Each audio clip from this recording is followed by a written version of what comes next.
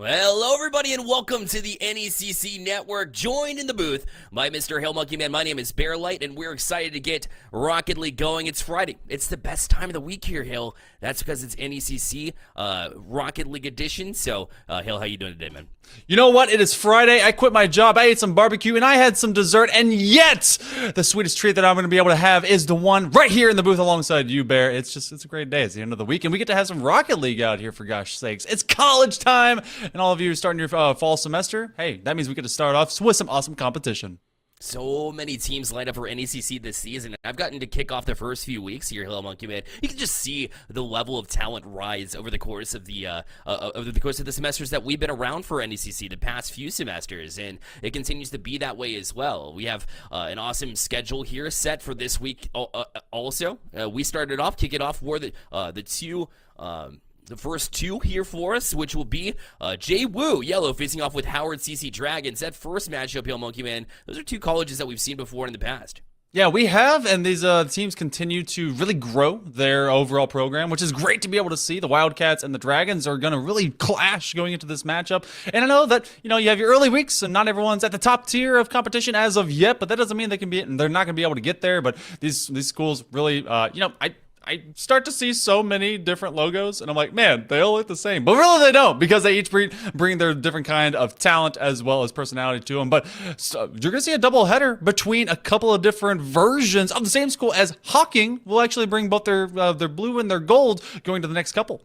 Yeah, I was about to say, it's a Hocking takeover here. As we start off with the blue, Hocking College Blue.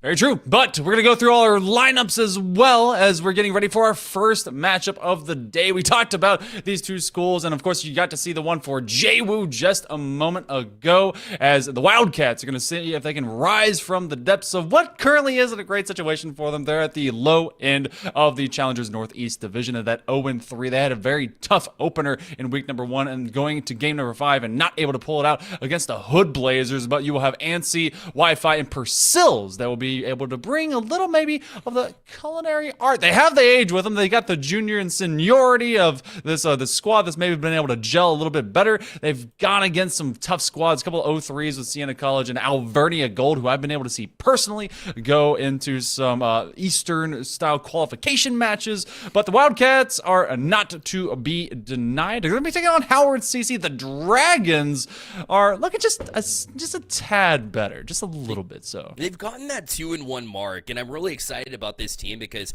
you start off with a loss to begin the season, but then you amp up with 2 wins in a row that were actually sweeps, 3-0. This team is built on performance and also kind of streaky, so it's going to be important for them to get off to a head start. Great start here is Arrow, Nubul, and Skill Tech going to round out that roster. And a very young one at that, freshman, sophomore. So, Hill Monkey Man, we talked about experience and how that can be super important. We'll see it here with the Howard Community College Dragons. Yeah, and that's going to come into two different things. Not just your skill sets, and of course, with the Dragons, they brought in a lot of heat already, a couple of sweeps recently. They didn't have a great opener, but it's, again, against a common enemy and foe that's an undefeated Alvernia Gold in this particular division. But you do have the resiliency that can be coached and really uplifted on the side of the Wildcats for JWU. But will JWU be able to know what they can do to be able to take down HCC, Howard Community College? The Dragons are prepping themselves up to maybe go to 3-1, and the first win is still just within reach. It's within sights, and we got to see if that fight will be brought tonight. We got a game number 1 of our first best of 5. And off the kickoff here, as you see, it'll be JWU in blue and Howard Community College in orange. Arrow gets the first touch for Howard to try to push it forward. Now in the corner where Wi-Fi will get that challenge too. It's over to where Joe Biden was waiting. Joe Biden on the field, the pitch here. We'll see who he is linked up with. We'll get you all the details in just a second. But back at it again, towards the back wall. A great read too. The double touch will put Howard Community College up 1-0. And you know what? I'd vote for him. Joe going up to the top rope, able to find this one in the high side corner and just making that read. A great double tap and doing it in style. That's how you want to be able to do this if you're the Dragons. Really set that pace inside of the first half minute of play and just really elevate into the game. So that'll be the Dragons that draw first blood here in game 1. And now a tap down where Arrow was waiting for it too, as they try to build off that first goal. The momentum trying to move it forward, of course, is now Howard riding that 2-1 record, still looking a little bit stronger. Those reads are pretty spectacular, as you see automatically off the bat. Lots of performance is now a turn and a great touch to get it past Wi-Fi, who was challenging there, but not able to get to it in time. So now New back over it. It's a great pass to Arrow. He'll play the back wall with it, but no support there as Wi-Fi allowed the chance to jump on it in the JWU zone. But Howard Community College not done yet. Off the back wall again. NC does just enough to keep it out, but Arrow will come through. It'll be 2-0 Howard. It is a nice, just continuous rotation. Newbull was looking for bumping anyone, and Anstey just kind of tried to wait on the other side of that crossbar. So continuous pressure by the Dragons has sent the JWU Wildcats reeling early. They've been stuck in the den, and as they've just been kind of corralled in, Anstey had a great idea to be able to look for that read for a longer point in time, and already looking for their third just outside the first minute of play. Purcell's on this near side post, and that is a threat to the backboard. The immediate answer will be there, and it's gonna be the third man leaping through the pre-flip. Oh! How did Arrow come off the pipes? It looked like it was in. It looked like it hit air and went out, pun intended, but then bounces out to the side, so will remain this 2-0 scoreline. JWU getting away with one there, as they've already been down in this game, so they want to try to amp things back up. Maybe that's the a bit of fortune, of good luck that they needed, as that pinch was a big one, and luckily Arrow was there, holding down the fort, being the anchor, and this is the third man back, because that pinch almost bounced directly back into their zone, but instead, Newbull able to get to it at 3-0 lead for Howard Community College. Yeah, new bull, but same old look as they're able to just keep this continuous attack. That's Anstey that found a piece of that ball, but it was Joe Biden that was able to at least force the challenge into that zone, and then that rocket off of the defender was just well read. So it is a 3-0 right now in favor of the Dragons. They've been able to keep a persistent push against the net of the Wildcats. JWU under threat of possibly giving up a fourth, but across the front face of that crossbar will be found a save. Anstey looking to get a connection over to Wi-Fi. They get boosted. They don't get the ball though, and this one will be sent back. So we've seen such brief offenses really not be able to permeate into something more for JWU. They get downfield, and then they get sent packing almost immediately. Look how quickly Howard's on it, too. That's a contributing factor for sure. You can see JWU trying to make the adjustments defensively, too, to jump on the ball at the exact right times. The timing is getting there, but yeah, you're right. They need to establish a little bit more time spent in the offensive zone if they're really going to find that success. Arrow looking to take it down, but it's Newbull. Going to leave it back to who we can assume is Skill Tech here, as he's listed on the roster. As now he will turn. Beat to it by Anstey, and now JWU a chance, but again, Newbull able to get to that defensive challenge as well. It's just their defense looks a little bit stronger, seems to be in the right place, right time here for Howard Community College, and just about everything going right for them in game number 1. Except for that just most recent attempt, I was enjoying what Purcell's was kind of rotating with, forcing a couple of these challenges, because if you're not able to find much space on your initial touch, then your follow-ups have to be good. This will be a full field contact as the 1-2 goes up. If that is Skill Tech, then they're in fact showing their technical skills. Joe Biden able to find this one off a great steal from Newbull, and we're just under a minute 45 with the Dragons on top and continuing to build up that lead. Yeah, their mid-presence has definitely facilitated this lead here at home, Monkey Man. Just the ability to read the play. And JWU, they're trying to be constructive. They're trying to really find the way that they want to set up the offense and the breakouts. But then, because of it, they're being read so well. That's another chance. Somehow, Purcell's gets back to it.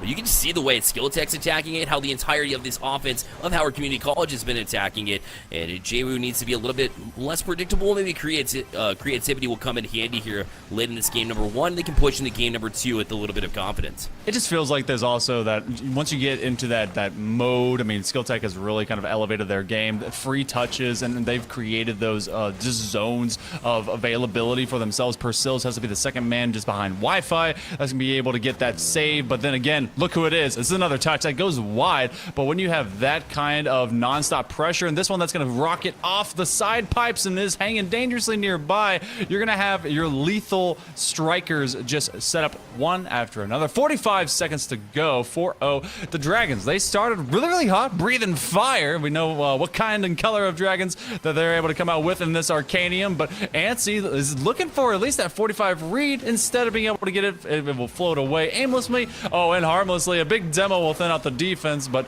JWU is able to respond just in time. Versals will collect and carry. Will look to push towards the corner. Wi-Fi's got support behind.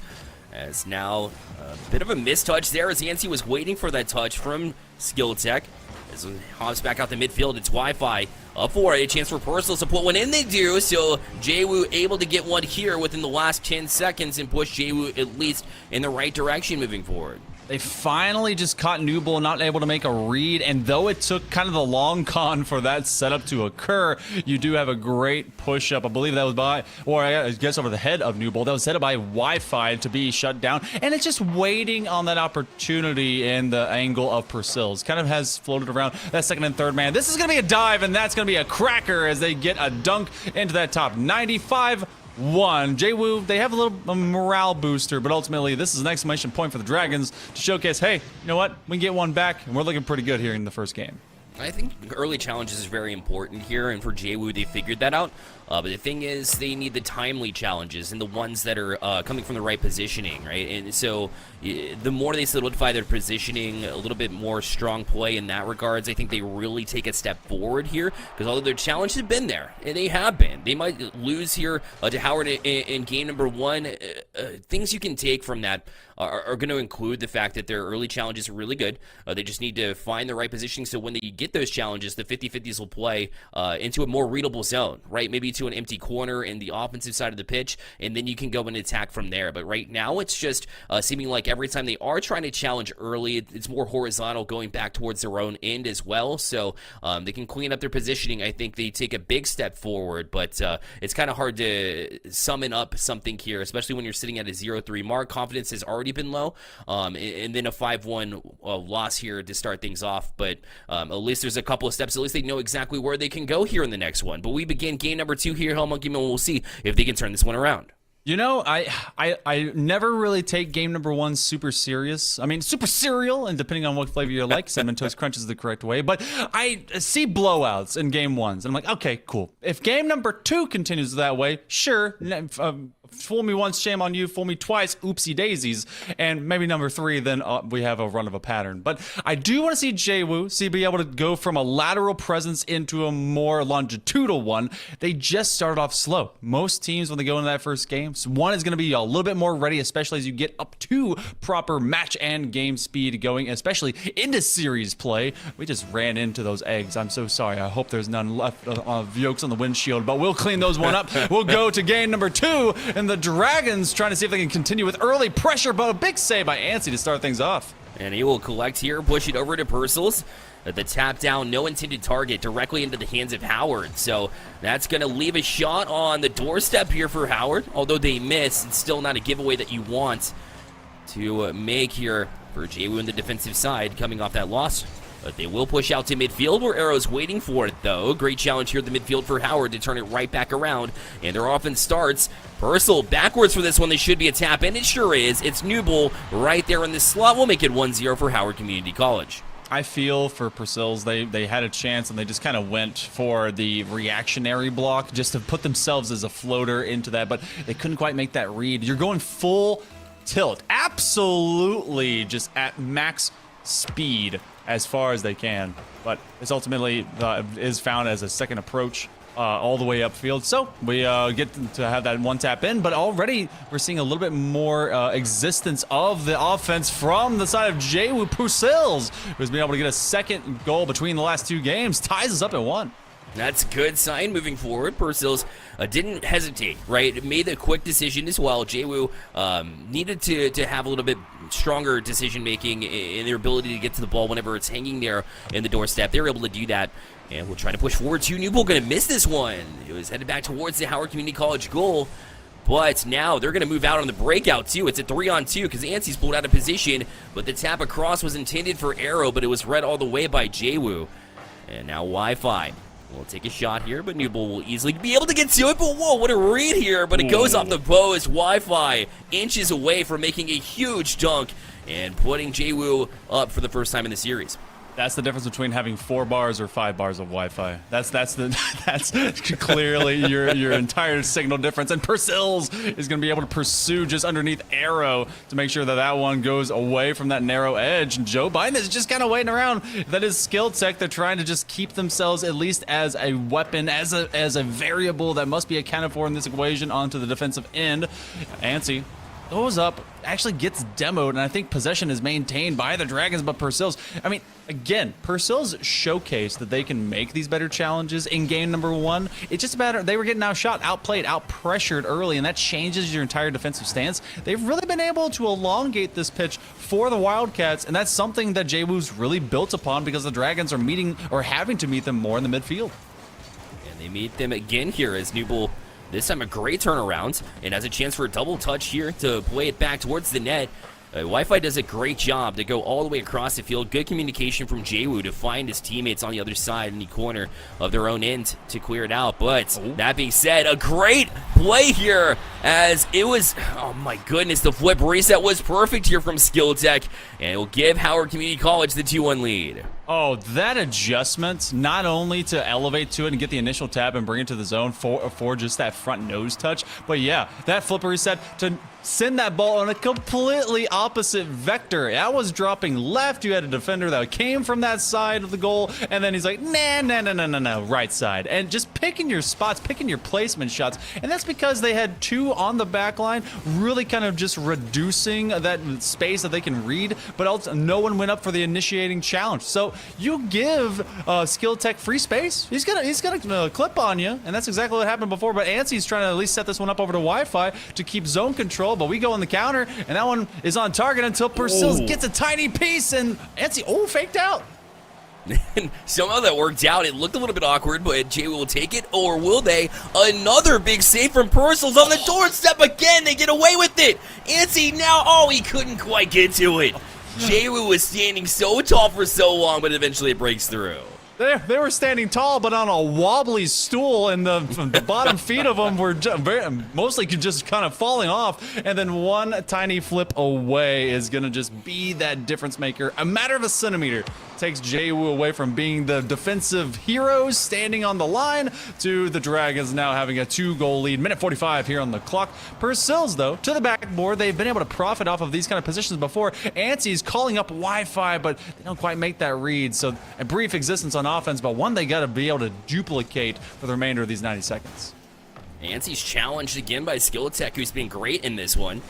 Purcell's can't get to a challenge there as Arrow will pull it back in the zone. Now, boost taken as Wi-Fi will have to find somewhere else to get it from. That boost control is going to be ever so important, especially when they have you hemmed in your own zone. As now Skill Tech will use his mechanics to get it across to Arrow. Now this one's out in front. Newbull kind of hesitated there. Would have had a goal opportunity here. But as we take down to a minute left, JWU now needs 2 in order to make sure that they're not going to go match point against here this early in the series. Arrow and Newbull, it doesn't surprise me that we saw at least that little bit of either hesitation or even stutter stepping, because they've been doing that to try and trick the defense into giving them a free clear. Look at Skill Tech trying to be able to Goomba stomp onto poor Purcell's. He saw that above him as the ball was hidden beyond that. He's like, I can't see. There's just the glare of this rainbow car bearing down upon me. 35 seconds remaining, and it's a continuous flurry of blows into the box. And with a half minute coming up, the Dragons are just trying to keep this pressure on. They've not been able to score as much, but they've had just as good of pressure for the elongation of game 2. Ansi does a great job to get a touch here. We'll put it back to Wi-Fi. Arrow tries to settle to the corner. Ansi's already over that one. Now time ticking down, though. Down to 12 seconds left. Ansi did not turn in time, and that might kill enough clock off here for Howard Community College. But Ansi tries one more time towards the middle. Newbull gonna clear it up, and it'll be a 4-1 lead and probably win here for Howard Community College, as they will go to match point 2-0, and rightfully so, too. They've been so strong.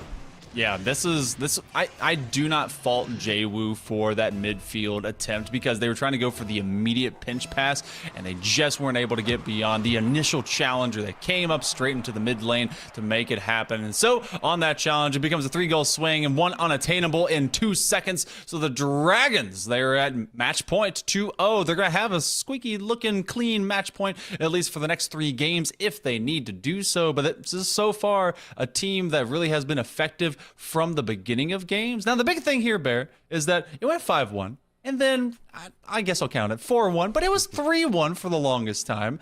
I feel like we're reducing this and getting closer and closer. Game number 3 could end up being really close by that measure. Definitely. You do have to put in more goals here if you're JWU, right? You can't just sit at that 1 goal.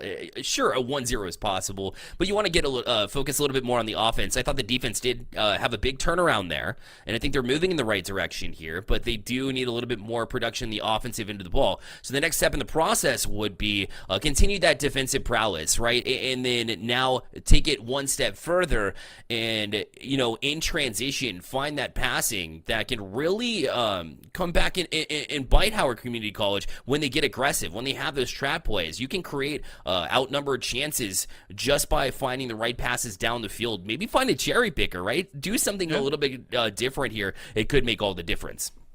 The hardest part for this squad on JWU, they've not been able to have lesser numbers. If you're playing that cherry pick game, you better be outpacing your opponent, maybe losing the first one to allow that initial run, and then that second challenge better win, or else you are straight up in a dire position when it comes to that defensive box. So do the Dragons, 20,000 leagues under the sea, be it on Aquadome or maybe on these grassy fields onto any of our practice fields that we go to for these pitches.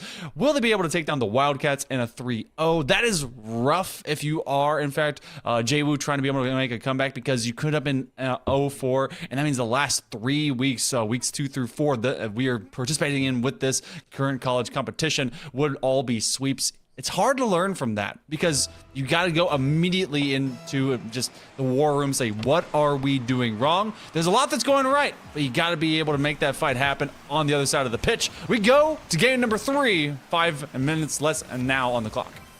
As now they go high, a chance here to tap it in. The read is there from Arrow. Looked like he was a little bit above it, but uses the nose of his car, places it downward position in order to get this touch. And that is a great read adjustment, and yet another early lead here for Howard Community College. Hill Monkeyman, you said their starts have been brilliant, and it continues to be so. It just, they start off with pace, and I'm not gonna lie, I don't know where the defense went on this one. I know where it's not. Bang! It's right at the crossbar. New Bull goes to the top shelf, says, all right, I don't need a stool. This one's going immediately, and it was just a win over Anstey by Skill Tech. Oh, that's 16 seconds in with a 2-goal lead. It's not exactly how Howard drew up the kickoff, but they'll definitely take it. And you can tell that they wanted to push forward on the kickoff, as they do again. It just worked out in their favor as far as where that initial bounce went, and that's what you do when you approach the kickoff in an aggressive manner. So love to see that, you don't draw it out exactly that way, but still able to reap the benefits of a goal. And make it 2-0 here, and just make JWU feel like they have to dig out of a huge hole here. Down 2-0 in the series and 2-0 in the game. But now a chance to get one back here as Ace is already up for this one. A substitute comes in and almost able to get the double touch, but unfortunately could not quite get the raid, and we remain at 2-0. Yeah, Mr. Matt Games coming in to replace Purcell's. Got to wonder about that call out, because Purcell's, I think, was one of the 3 on this squad for JWU that was effectively being able to get some of the best shots. Maybe they just weren't working in that total rotation, but you're going to take what you're going to have, and this is the freshman for this particular group, whereas Purcell's was the senior. So maybe trying to be able to get some reps of what they could think is an inevitable 3-0, but I don't know if that mentality is happening. I'm kind of just projecting, maybe just trying to figure that out on the fly. But right now, the Dragons are the only ones that are flying. You have Joe Biden, good old Skill Tech, that's trying to keep this one at least near the top of the box. It will go wide, and so this is a chance. You just have to find that one at the midfield. Anstey, it's a handoff over to Mr. Mac Games, but right now they're just playing games with his possession, and they lose it back to Skill Tech.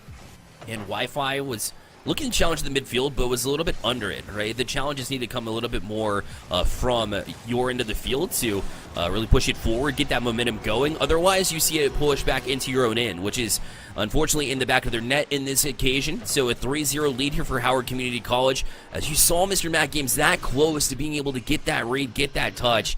So Howard Community College looking more and more like they're going to wrap up this series. Again, still 3 minutes and 12 seconds left for JWU.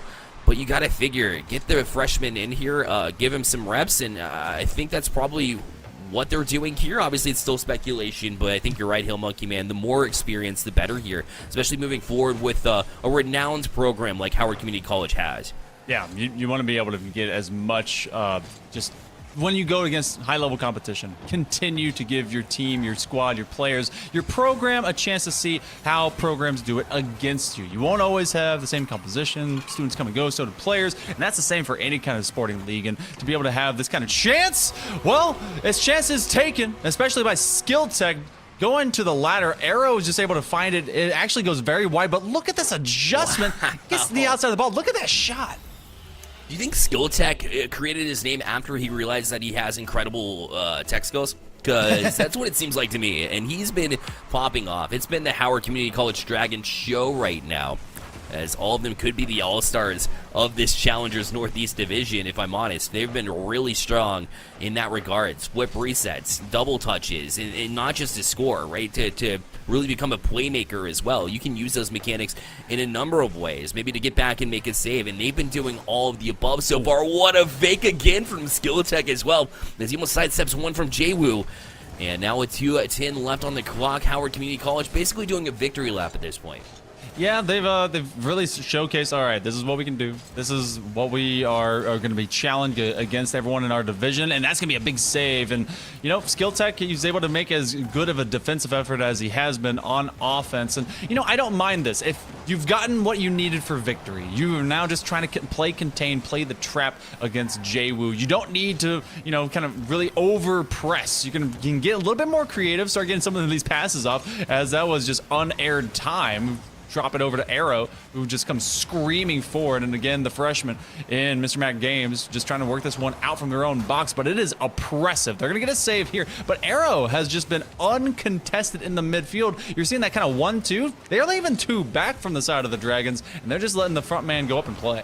Yeah, exactly, and kill a little bit more time and be a pest. There's one back on the board here for JWU now, as Mr. Mac Games, the true freshman, comes in and able to bring them back within 3. So, again, big first goal here for Mr. Mac Games as far as this series goes. The first game appearance for him as well, but definitely going to do a lot of good things as far as building the confidence of the youngsters here for JWU. Yeah, you got to be able to get some game time. If you're not utilizing the entirety of your roster as much as you need them, then I mean, how are they going to be more confident going into later series? This ultimately, with 60 seconds remaining, it is recoverable. But with the confidence of the Dragons, it feels like they're just playing with fire and their food, and that's 2 things that Dragons love to play with, and gold. But you know, their treasure trove is already full of points and possibly 3 big wins coming in at the end of game number 3. Mr. Mac Games trying to be able to relocate this back over to a teammate, but both Ansi and Wi-Fi are going to try and reconnect to the other end. That's a double tap for Arrow, and they're going to make it 5. Yeah, they've just been on point since the get-go here. And this one, again, one of the things I said for JWU is to transition out of your own end. Arrow showing how it's done here for Howard Community College as they bounce out and basically a solo play from start to finish, coast to coast. And one of the reasons why they're so impactful was because their ability to not only, you know, have those team plays we saw earlier in the series, but also their solo plays. Their mechanics have allowed them to carry so far. So Howard Community College will inevitably go up to a 3-1 record here. So not a bad day at all here for them in the Challengers Northeast Division. I have a feeling they're going to be challenging late into this one, perhaps a playoff appearance. Obviously, it's a pretty young season here, but as far as I'm concerned, this team looks very strong because JWU did not back off by any means. As an 0-3 team, I thought they showed a little bit of promise, but Howard Community College were still able to lead the way with their skill alone.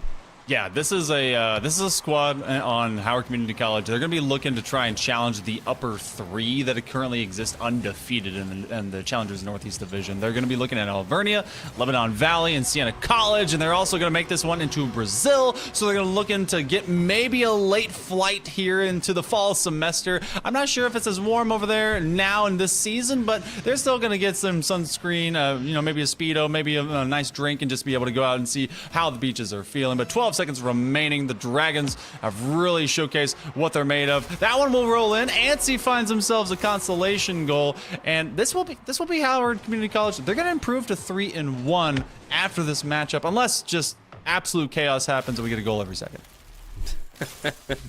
I mean, imagine. It would be the biggest we've ever seen before. But JWU moving forward here in the Challengers Northeast Division, which a new division name, but still comes with the same level of skill here. JWU will need a big turnaround. There's so many impactful teams here and teams that we've seen around NECC for a very long time. But Howard Community College will move to 3-1 with this big victory and try to push towards the top here. And they're very close at doing that, Hill Monkey, man. It's just a matter of time before they hop and get to first place in that division, in my opinion. Oh yeah, they both these teams have an equal opponent of measure that you can see. Alvernia Gold really came out and just showcased, hey, we're going to be one of those upper three, and it was the Dragons that when they played them more recently that they did go 1-3. So now just they're taking care of work of that mid to low section of this division, and they've really got to start grinding it out. You have several weeks of play to be able to make that happen, especially when you go divisional and then try to really challenge the top for this fall semester. But right now tonight, it's about victory. It's about celebration. Hard work pays off. They go 3-1 now. 3 for record play, but 3-0 tonight. Easy sweeps. As on the other side, JWU, there's a lot of promise. They are showcasing that this isn't a program that's just having their students go play and be done, whatever. No, they're getting all of their players involved when they can so help it to be able to get a lot of extra experience and reps, and that is what is going to improve your student body overall. And I think that's a good step forward. That's a very good point. Yeah, we want to. The ultimate goal here early in esports, especially at the collegiate level, is to really build those programs. And I think both of these colleges are doing a great job to build fine assets and players to fill in roles here, and they're doing it right for sure here. So 3 unbeaten teams in the Challengers Northeast will be just above Howard Community College, as it'll be Alvernia University Gold, Lebanon Valley, and Siena College Saints currently on top in that division at those 3-0 records. One of them will be not undefeated at the end of the day, as they'll be playing one another. So we'll see what happens with that. And also when we come back, we'll be heading over to the Navigators Appalachia trend. So back where we are here, Monkey Man, it'll be Hocking College Blue facing off with UNA Gold right after this break.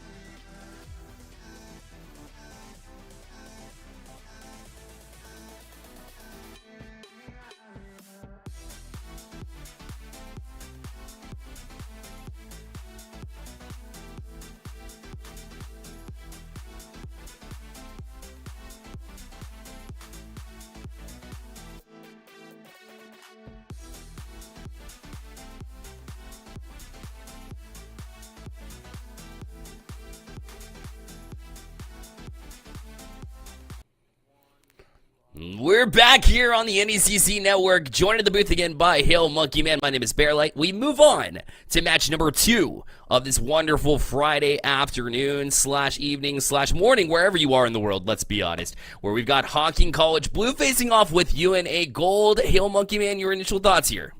My initial thoughts are blank. We have a couple of good squads. We have one that does have a win, and another one that has a couple wins. So this one's going to have at least a bit of contention, I think, to be brought to the table. You have UNA Gold Lions. I know that they're perennial now within the NECC. I want to see them continue to have that kind of firepower. They do come into this at 2-1. One of those off of a forfeiture, so you can say, did they have it? Did they have whatever? Week number 1, they got a sweep, and then they had to meet Defiance, which came out to a 1-3 loss. So they're trying to find that bounce back mentality. On the other end of things, this is an inconsistency when it comes to Hocking College. They do have a win, and Hocking College, the Hawks of Pretty Baby Doll, Zero Dutch, and Butusai, but can some of this music production from these freshmen, I didn't expect these majors. This is great.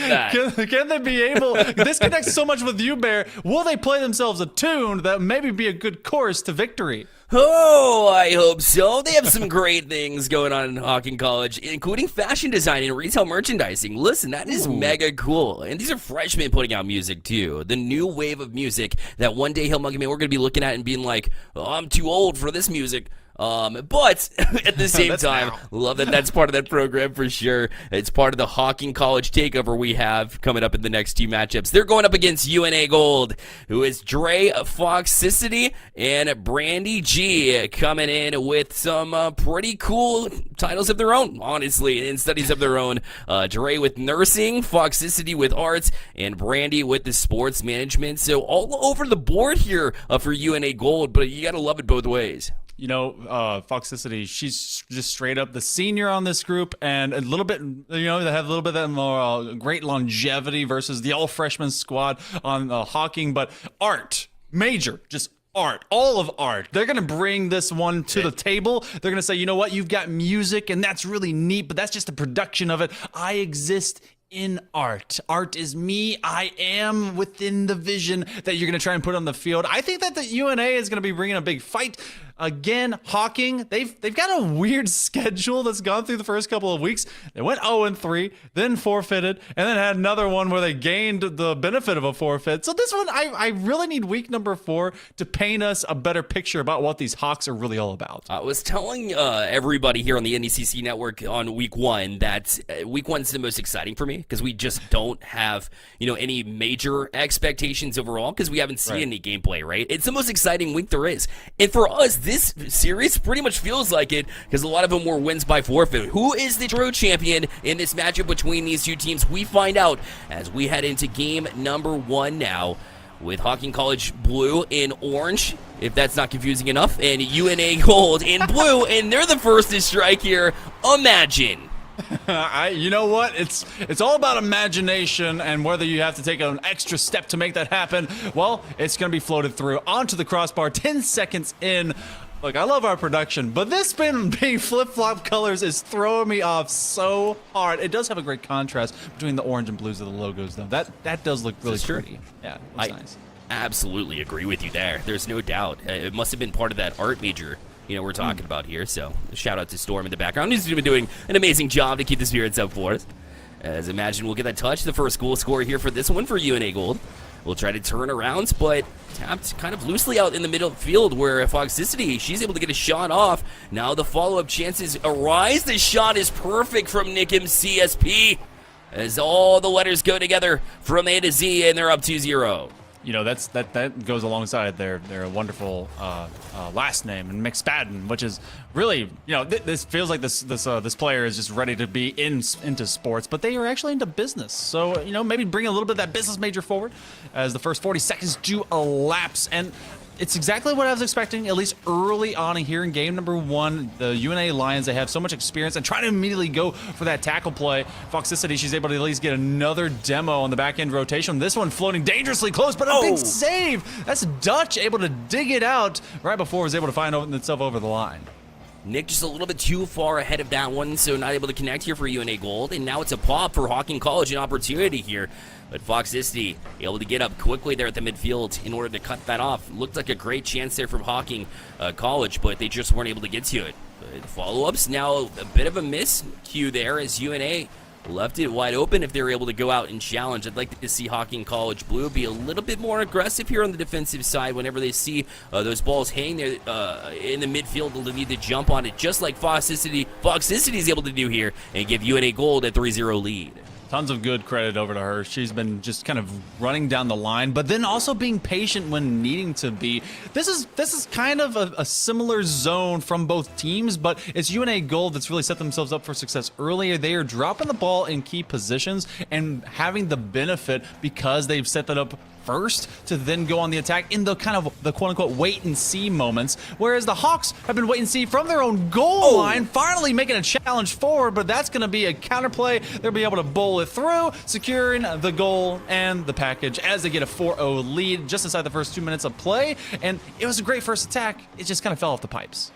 It certainly is. Yeah, a little bit of loose play, which is to be expected here in a game one, especially when we mentioned the fact that they don't have a lot of games under their belt so far this season. So, you know, you kind of have to feel it out, kind of work through some of the kinks, iron those out, and once you get there, you'll feel a little bit better about it. But in these loose plays, UNA Gold has just done a better job of taking advantage of those, where Hocking College has had a couple opportunities, but Nick going to come through with another goal. That's his second off of 3 shots and a 5-0 lead now. You know, you could say that this is a runaway train already in the first couple of minutes, which it most definitely is, but I can still appreciate a good passing play. That was a great dunk that didn't stick itself to the wall, which is a little bit more readable whenever you kind of look at your repetitions and you go off of surface play from the perimeter. It starts to become a little bit more telegraphed, but keeping that one into the field of play and then being able to leap upon opportunity, Nick has been really good at doing that in a very, very speedy boy kind of way.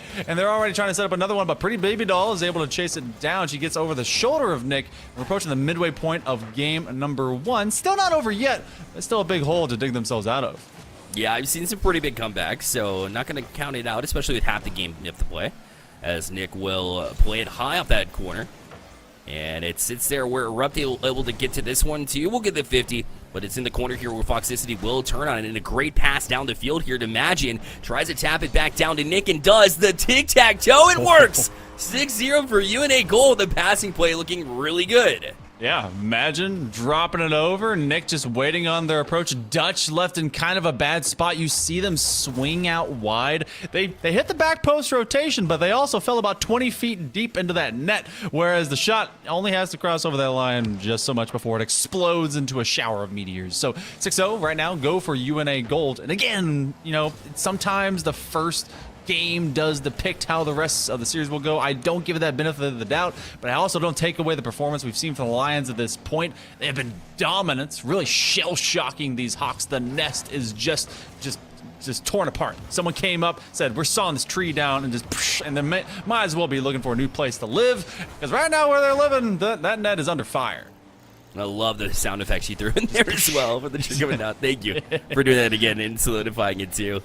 As a 6-0 game, if you're just joining us, it is game number 1, so Hocking College, plenty of series left to get back into it. And in the meantime, we just saw Penn West close out a series on NECC 2. Remember, we have 2 streams going on, so twitch.tv/NECC2. They had a 3-1 victory, and that one's still relatively close. But our friends Relics and Galgan on that call over on that side, so make sure you go check them out as well in the meantime, as UNA Gold goes up 7-0 in this game 1. Long hair supremacy with Galgan, by the way. I could never pull that off. Like, great conditioner, amazing. Just I don't know how to do it, but yeah, so far so good right now for the Lions. And be you on here on the A stream or the B stream or just the 1 or the 2 stream. Both of these, all these colleges are showcasing a lot of great talent over the course of this season. So don't dismiss them either way. Foxicity also, she's not going to be dismissed one way or another. They're going to drive up this score. I mean, you've gotten plenty to be able to win, but this is still reps. Just like we were talking about before, Hocking College hasn't been able to get that much play time, and even though this is kind of burying you, you still got to take this and run with it what you can while you still have time on the clock. Of course, yeah. You want to make sure you not only get Foxicity the hat trick, but also you're looking for things to improve on yourselves. Try to find your own strengths so you can play to them later in the season as well. So not a bad idea to continue on that train for sure. As it'll be Imagine beat to it by Dutch, as Zero Dutch tries to jump into the corner to challenge this one. It does. Backwards is Nick, and so Foxicity, who's done a great job of facilitating the play on the defensive side, and also with that hat trick to add to it, has been my player to watch here moving forward in the series. Yeah, it's been about kind of some individual efforts by her, really making some good demo plays, and then just kind of constantly putting the defenders on notice that they cannot live rent-free on that goal line. And that ball did for all of a moment. Foxicity to the top shelf, and will bring some more pain with that raining in shot. But another player I want to consistently look at for the Lions is going to be Nick as well, who's jumped upon some of these opportunities that Foxicity has brought in, but she's been putting them in herself. Yeah, that's right. Yeah, Nick's been ready for it, and it's been a good compliment to the entirety of the offense, and does find the right times to strike. It's been the difference between these two teams so far. Looking for that double-digit mark, by the way. Imagine we'll be up for this one, trying to find Foxicity, but just a little bit too hot to handle, and so she'll have to backtrack for some boost. And a 50-50 here will kill more time, and for Hocking College, it couldn't come soon enough. We'll get a tap towards the net, trying to get at least one goal here. Foxicity's trying to help them out as well, but it won't go. It'll be UNA Gold with a 9-0 win here in game number 1. You know, that's a good bit of sportsmanship, like playing not only for the rule 0, but also saying, look, let's try and get you one. Oh, okay, maybe the next time. But it becomes 9-0. So game number 1, a little bit of a flurry of blows, a lot going against the side of the Hawks. And so we're going to see if that one can find some footing going to game number 2. You get shell-shocked. The UNA program has really been building over the past several years. I've been loving seeing it grow on the NECC side of things, and I know that the Lions can kind of really put their opponents on notice like this early, and they're also in the middle of the stack when it comes to this Appalachia Navigators division. So they're already in that high competition space. The Hawks, they're just trying to be baby birds and learning how to fly. Exactly. Try to find their wings, and right now they weren't able to find a goal in the first one, but that does not mean that they won't find one in their own regards. Maybe, hopefully not just for the help of UNA, and I think they're capable of it too. You know, Dutch definitely arose in moments. We saw erupt onto the scene there in the later stages to try and get a counterattack rolling. That being said, they weren't able to finish, but I feel like it was more of just the ability to put the ball on target in that instance. So still not a perfect game from UNA Gold, which will open the door every single time for Hocking College. So if they just stick with it here, they're going to put in 1, and if you get 1, you know how it goes. It's just going to open the floodgates. Hopefully they can get a few more goals in as well and really boost the morale here that surrounds a great program like Hocking College.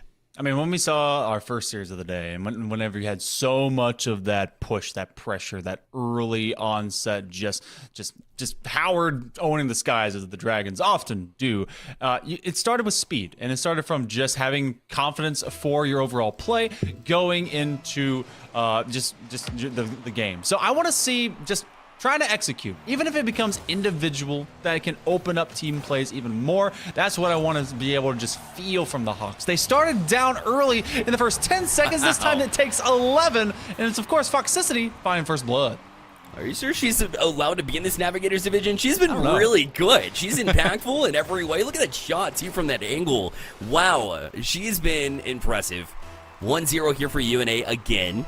A great start. They had a great finish last time as well. And now Hocking College looking to get on the board for the very first time, still in game number 2. If you're just joining us, a 1-0 lead in the series for UNA Gold as well. As Erupt will push it and force Nick backwards with this one. See how the touch is a little awkward? And Erupt going to play it across. It was more of a shot, trying to put it, maybe hit a post and find its way in, but it'll find its way to Foxicity, who will take a shot. And even though that one's off the mark, you can imagine UNA goal was there for the follow-up there. But this time around, it's not the case. Erupt tries to sidestep one, but Nick able to put it directly back in the zone. The shot not there, and now jumping on it is Hocking College. And they've been a little bit better here, Hill Monkey Man, jumping on the challenges in the defensive side. We said that was needed to be the case. I think they've done a great job trying to pull it back here. They're really kind of playing with fire, though. I've seen Baby Doll. She was hanging up into the goal just a couple different times, and this one's going to sneak through as Nick makes a great challenge. This one sticks to the ground, and we don't have any of those booming rainbow clears, but Nick is just able to take control, put it on the front face, and then work for that low side 50. Again, you were talking about, hey, are they supposed to be navigators? This is a team that really could emerge to go up into that higher divisional play. Right now, they're looking really stellar inside the first minute. Mega flick by Nick. He grabs his second. Honestly, this team looks all well put together. The coaching at Northern Alabama, props. They've been really effective here in the Navigators division. If there was ever a time to talk, promotion, relegation towards the end of the season, I know it's early in the season here, and they are 2-1 technically, but at the end of the day, they're looking really strong here and continue to try and build off what they've been able to establish. Now a good chance here for Hocking College, though. Erupt able to get the shot. What a save from Foxicity! She got back to it. Man, she has been so effective all over this pitch, and it's been wild to kind of witness, because no matter what the Hawks start to do, she's just cerebral enough to kind of really find them in that motion. Another big flick, big fake out. It's a setup. Dutch is left in the net, and imagine this one going in. You don't even have to. You get to see it on replay. Nick with the first stutter step to send Baby Doll flying, and then the finisher pass off the sidewall, and imagine makes it 4-0. Well played here for UNA Gold, as they're looking to perhaps outpace what they were able to do in game number 1, if that's even possible, with the 9-0 win. Dutch will win a 50-50 here for Hocking College, one step at a time. Toxicity right back down it, where Imagine was trying to jump out for it with the pre-flip, but wasn't able to get to it as it was a little bit too far out in front. And now sitting back on it here is Nick. He misses there off the bounce off the side wall. So where's that challenge? Dutch finally comes through with it. And now Foxicity, though, able to jump in midfield. Great touch back towards the end. And Imagine was trying to get some bumps, get some demos going on the other end to try to free up some space here for UNA Gold, as if they didn't need any more than they already have. Yeah, I haven't disliked what the Hawks have been trying to stand up with on the defense in the midfield, but just can't get enough a piece of it. That's going to be Baby Doll that actually puts it across the line ultimately. But Imagine with just a great wide angle shot. That one seemed to be just kind of inevitably pushing for the near side post, but no, it launches all the way, and a little bit awkward as everyone was looking towards it and then having to readjust on that fly mark. But I mean, UNA have been able to find these great reads. Hocking have had a couple more shots than they did in the previous game, which is something to be said with the amount of pressure that they've been able to put on. In fact, Erupt has set this up into a low arc, trying to finish it into that goal line stand. You do see Baby Doll just hang on to this goal line again. Nick waiting as Erupt will make that midfield challenge. That's where their strength has lied. They just can't let it escape from them when they're trying to defend from that point of the pitch. And it's tough to kind of stay focused, too, when you see Foxicity jump out and get a demo like that.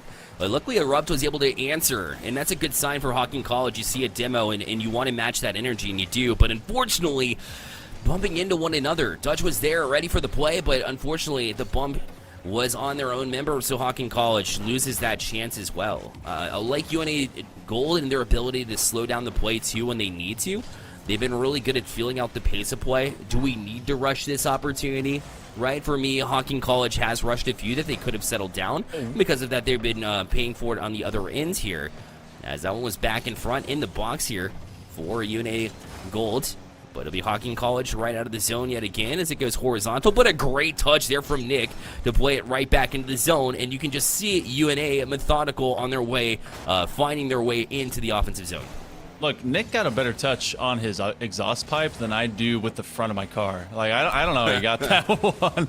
Able to just make that great transition. And so UNA just playing from side to side, owning the midfield point of the pitch. Foxicity and the gang are basically bleeding time off of this clock. They're able to get 9-0 in game number 1. 5-0 is at least a mark that they're going to be able to perform up with in through this second iteration. They're looking to go to match points. It has been a it's been a complete shutout at this point in time, as the Hawks, they've been sending one, sending another, but they've not been able to send them with some success. Imagine looking to the corner, sub 40 seconds to go. The defense will congregate. Tough to be able to navigate through that smoke, but we got a half minute remaining here. Bear and Lions, they've expanded their territory, their den, their entire zone of control, and it seems to exist all the way up to the goal line of the Hawks. Yeah, it certainly does. It continues to just put pressure on. Nick again, 6-0 here for UNA Gold, taking down under 19 seconds left here. So, you know, Hocking College has plenty of rosters, and these are all freshmen, by the way. We pointed that out at the very beginning here. But we'll get to see Hocking College Gold as well after this one. Although we won't be on the call here. It'll be Foof and Joseph the Voice, who I've not gotten to meet, but I'm sure we'll put on quite the show. But they're in the Emergence division, right? This is not the only roster here for Hocking College, and they're getting that experience that they need. And they're very young players, so they'll be moving forward, trying to figure their way, find their way through. Literally called the Navigators division for that purpose, and so not too discouraging. Obviously, you hate to see the 9-0, the 6-0, potentially the 7-0 almost there for UNA Gold against Hocking College. But they'll have steps to, and plenty of times moving forward in order to really build and be a contributor in their program as well. Yeah. Also, quick side note: Joseph the Voice. I want to know what he sounds like. Okay, because you waited the whole time. I love it. No, keep going. That whole time. Look, like I'm looking forward to what Hocking College can maybe build up. They definitely, when you have a multi-tier program that kind of has, you don't call them A, B, C, D, whatever way, the colors of your school, the mascots of them, you can have the kittens, the dogs, and the ponies, whatever. I like that a program is going to continuously kind of build from a foundational kind of perspective on up and really kind of strengthen where they're strong and try to just firm up where people and competitors and players are having their newest beginnings. And that's something that so many people can kind of forget. You have these programs, be them new, be them old, be them legacy, be them the newest kid on the block. But there's a lot of students and a lot of players that come to these. This could be their first time ever competing in anything. And so you want to be able to give them the best stage, the best support, actionable, that can be able to allow them to want to do that later. If you're getting shut down, shut out, and just completely shot away when it comes to like 9-0s and 6-0s, it's rough. But that's why good coaching, good programs are able to really elevate and be the key to success, especially for these programs. We go to game number 3. I want to see the Hawks be able to bring some attack. For sure. And they bring that process in their name, and there we go. It's the first goal on the board. This time it's Erupt, and I could tell that Erupt was going to be the first one to strike through. He has been the most aggressive player on the field for Hocking College Blue and finds a little seam past Nick for a 1-0 lead. Wouldn't you believe that was the only player that we didn't see in that roster lineup, and they have a major in automotive. So maybe they're able to do a little bit of tinkering between these games and get into a higher gear to work alongside their music production majors. But hold that thought, as imagination will bring us back to a 1-1 tie. Yeah, imagine making the noise here in this play as Foxicity was able to set that up perfectly to roll it across. And Phoenix, or Erupt rather, I saw the PHX, to be fair. But I was able to jump up for the challenge there and try to put it through. Look, I think that everyone will forgive you. You may come from a place that uses that name a lot, just maybe. So, but regardless, the great pushback by the Lions, and I love that. You know, it was Erupt that erupted onto the scene, and you know, you were talking about you were not surprised that they were able to make that first strike. They had pushed forward before, but Imagine is going to lay it up to the top shelf, and that'll be pushed through. I didn't know if Imagine was going to get the credit for this or not. It took about 4 cars and an explosion for this to ultimately go to the goal, but this will be a lead change for the side of the Lions. Oh, Imagine drew it up just like that, right? Oh, yeah, of course. You can see the mechanics a little bit, trying to set up the flip reset there, the self-touch. That was creative, to say the least, which we see a lot of creativity in all of the studies that we saw from all the players on the pitch. So it's definitely been a different one here. But UNA Gold fell behind 1-0, but they're doing what they have done best throughout the entirety of this series, and that's put up points in bunches. And they'll look to try to get their third here, too, as they establish a little bit of offensive presence yet again. It'll be Nick with a touch, trying to find one, but will instead carry it himself when he didn't see a teammate in range. And Woolsey back down. The challenge in the corner is a little bit off the mark there from Erupt, so this will play into the box. Erupt able to get just a touch before Foxicity comes in and keeps the gas pedal down here for UNA Gold. Well, I do like that touch by Dutch, the Dutch touch, if you will, but he's got to be able to get a little bit more behind it. Nick has been fast. I mean, we've been talking about Foxicity, Imagine diving forward. That's the second approach, and Foxicity, where Imagine cannot break through the wall, they are able to create a crack, and when there's a little bit of the zone double commit by both Erupt and Dutch, Baby Doll is just a little bit too far back, and they find that open gap, and they will smack. So, just inside the first 90 seconds of play, UNA goal, showcasing that they can bring the numbers game and in a hurry, and maybe even the math game. Oh, that comes off the crossbar. So close. Imagine that would have just that would have solidified things here for UNA Gold, and would have felt really bad for Hocking. Well, now it's a wide open chance too, but nobody can get to it. Eventually, Nick does get through here for UNA Gold, and just the victories continue here for them as they move forward. Inevitably, looking like they're going to head to a higher record here as. Credit Hocking College, though. They were able to get one on the board. They weren't completely discouraged. I'd like to see a couple more before you move into your next matchups here, because it could be a little bit discouraging, but as freshmen, you got to take it at face value. Yeah, that's the freshman 15. It's both weight as well as goals against you. I think that's what this is. I don't know. That's what I'm not a doctor. It's been a while since I was in school. I think it's maybe evolved since then. But a full freshman 15 years, some would say. Oh, gosh, yes. Changing your major from general electives to whatever you can. I remember taking judo in my first freshman year. Nick is going to bring from the top rope, maybe make a tackle in the same way. I think they're probably a purple belt while I never got out of white. And they're just constantly half rotating, looking for a chance to challenge directly inside the box against the Hawks. So, yeah, taking the freshman licking, but they're still kicking. I mean, it's a good point, too, for UNA Gold. Those half rotations are not going to work at the higher levels, too. But I guess when you're at this level right now, you focus on what's ahead of you, and so it makes sense, total sense, to not fully rotate back, especially if you're going to allow those opportunities. So it's going to be up to the coaching, once UNA Gold, if they're able to get that promotion to the next level, right, and become the emergence division, right? At what point do you change your strategy at that point? Or, at that point, maybe a whole different roster. Some will improve, some will stay here for a little bit more time to really solidify themselves as a Rocket League player too. So, but that's kind of an interesting point. At what point in time do you make the adjustment at the next level where rotations are ever so important? I mean, because you have the developmental of your mechanics, you have just how quickly or how just full field of vision can be affected by your rotation. Because if you go too soon, too late, too early, or just have that out of sync, then all players start to just not become effective. And this one's going to end up going through off of a couple of crazy demos as we do get into Brazil land with plenty of time on the clock. But, I mean, when you look at the elevation between several tiers of competition, Navigators is just effectively, all right, how are you bringing your talent in an individual way and starting to make it into some teamwork? Comms, I think, are probably the biggest hurdle to overcome. And then after that, it's execution, speed, doing it at a higher pitch, getting your mechanics to an even higher and greater level. Because there's a pretty steady gap between Emergent and Navigators that, that's sometimes tough to navigate. We've got an 8th goal. Yeah, Imagine able to put that one into. Listed on the original roster list that we had for you as Dre, so if you're wondering what the case was there. I also kind of want to bring up another point here is, with UNA Gold, maybe it's the availability of players, but at this point, when you have this big of a lead, especially through 2 games, you kind of feel that and sense that you're the better team overall. At what time do you sub in the rest of your team and see what they're capable of doing against teams that are kind of finding their way in their own regards?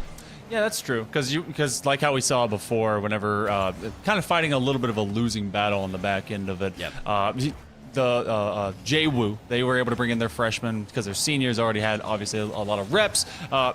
Get them in when you can. That's the same to be said when it comes to the winning teams. But you see the first couple of games, maybe everyone's has a test somewhere else as the 9th will go forward here for the Lions. But college, if there's anything I've learned about college esports, is that everyone has the worst schedules on earth.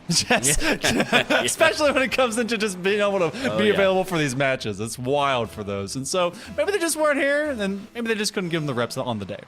It's still, it's a tough time trying to find that balance in school, and I'll be the first to advocate for that, and especially with your studies. Even if it is, music production, there's still so much that goes into it. As a behind-the-scenes production individual for, Stay Plugged in Charlotte, Phoenix, I definitely know that production in general is a lot, and also from a music background as well. Although I didn't do the production of it, I did more of the playing of the instruments themselves. A lot goes into those projects on a daily basis, so being able to, no matter what major you're going through, that work, school, life balance is always so important. And I've heard from a lot of the directors, just as a member of Stay Plugged in, and one of the things that they really talk about, Monkey, is just, they're think about the student athletes as student first, and then athletes, right? And I think it's very important to remember that school life is ever so important. Rocket League, yes, super fun, super entertaining, especially if you're up 11-1 like UNA Gold is. But at the end of the day, it's all about finding that balance, being a student athlete instead of just an athlete first. Yeah, and it's having that future-seeking kind of career mind, which is tough to do. I mean, you have a bunch of freshmen right now for Hocking College.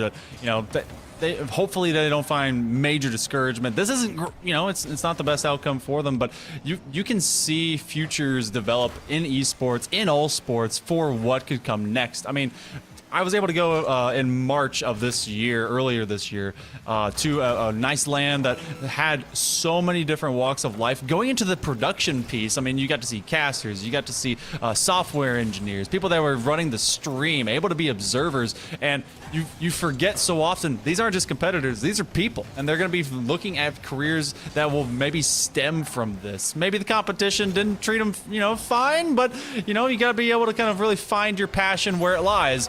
Another one will go through UNA Gold. They've really run it up, and this is showing a dominant featurette. They are here to compete as well as learn, and they're definitely showcasing. They're trying to attack that upper echelon of squads in that top 4, but there's still so much of these programs to support these students, and I really hope they continue to understand that.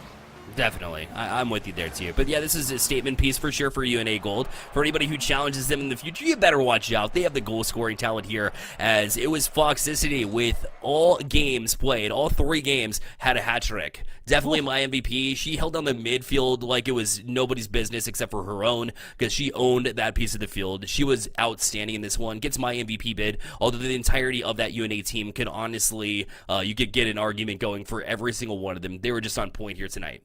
Yeah, there is some value for the war room when you go and look at the tape and you're on the side of the Hawks. I mean, you're gonna be looking at, all right, where did we start our kit? There was a couple times, actually a lot of times, they just kind of left one person back, maybe just saying, all right, you don't feel comfortable being out in the midfield. We want to at least secure that someone's on that back line. If you're gonna do stuff like that, coaching moment, you gotta say, all right, then we gotta win the midfield. We gotta win the initiation so we can start pulling that third person up into the rotation. On the side of the Lions, continue doing what you're doing. Why did Erupt score on you? They're gonna thump you on the head and see why you didn't let this. We'll be up all night thinking, yeah. Right. No perfect sweep. I'm sorry, coach. Not acceptable. But you know what? 3-0 sweep. Lions are able to get it done. UNA looking pretty strong. I agree. Yeah, they definitely were the better team. But I'll get back to the drawing board for Hocking College Blue, and it's not the end of that school's night either. In fact, when we come back, it'll be Hocking College, but this time Gold, facing off with Michigan Esports. D, you don't want to miss it. We'll be right back.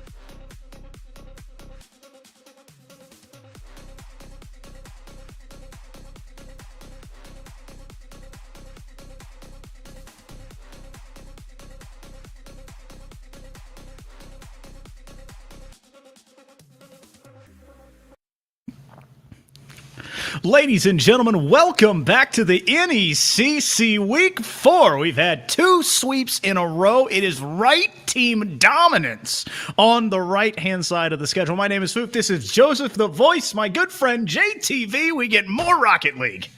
Yes, sir. Excited for the action. It's going to be a great day today. We got some great teams, and I'm excited for it.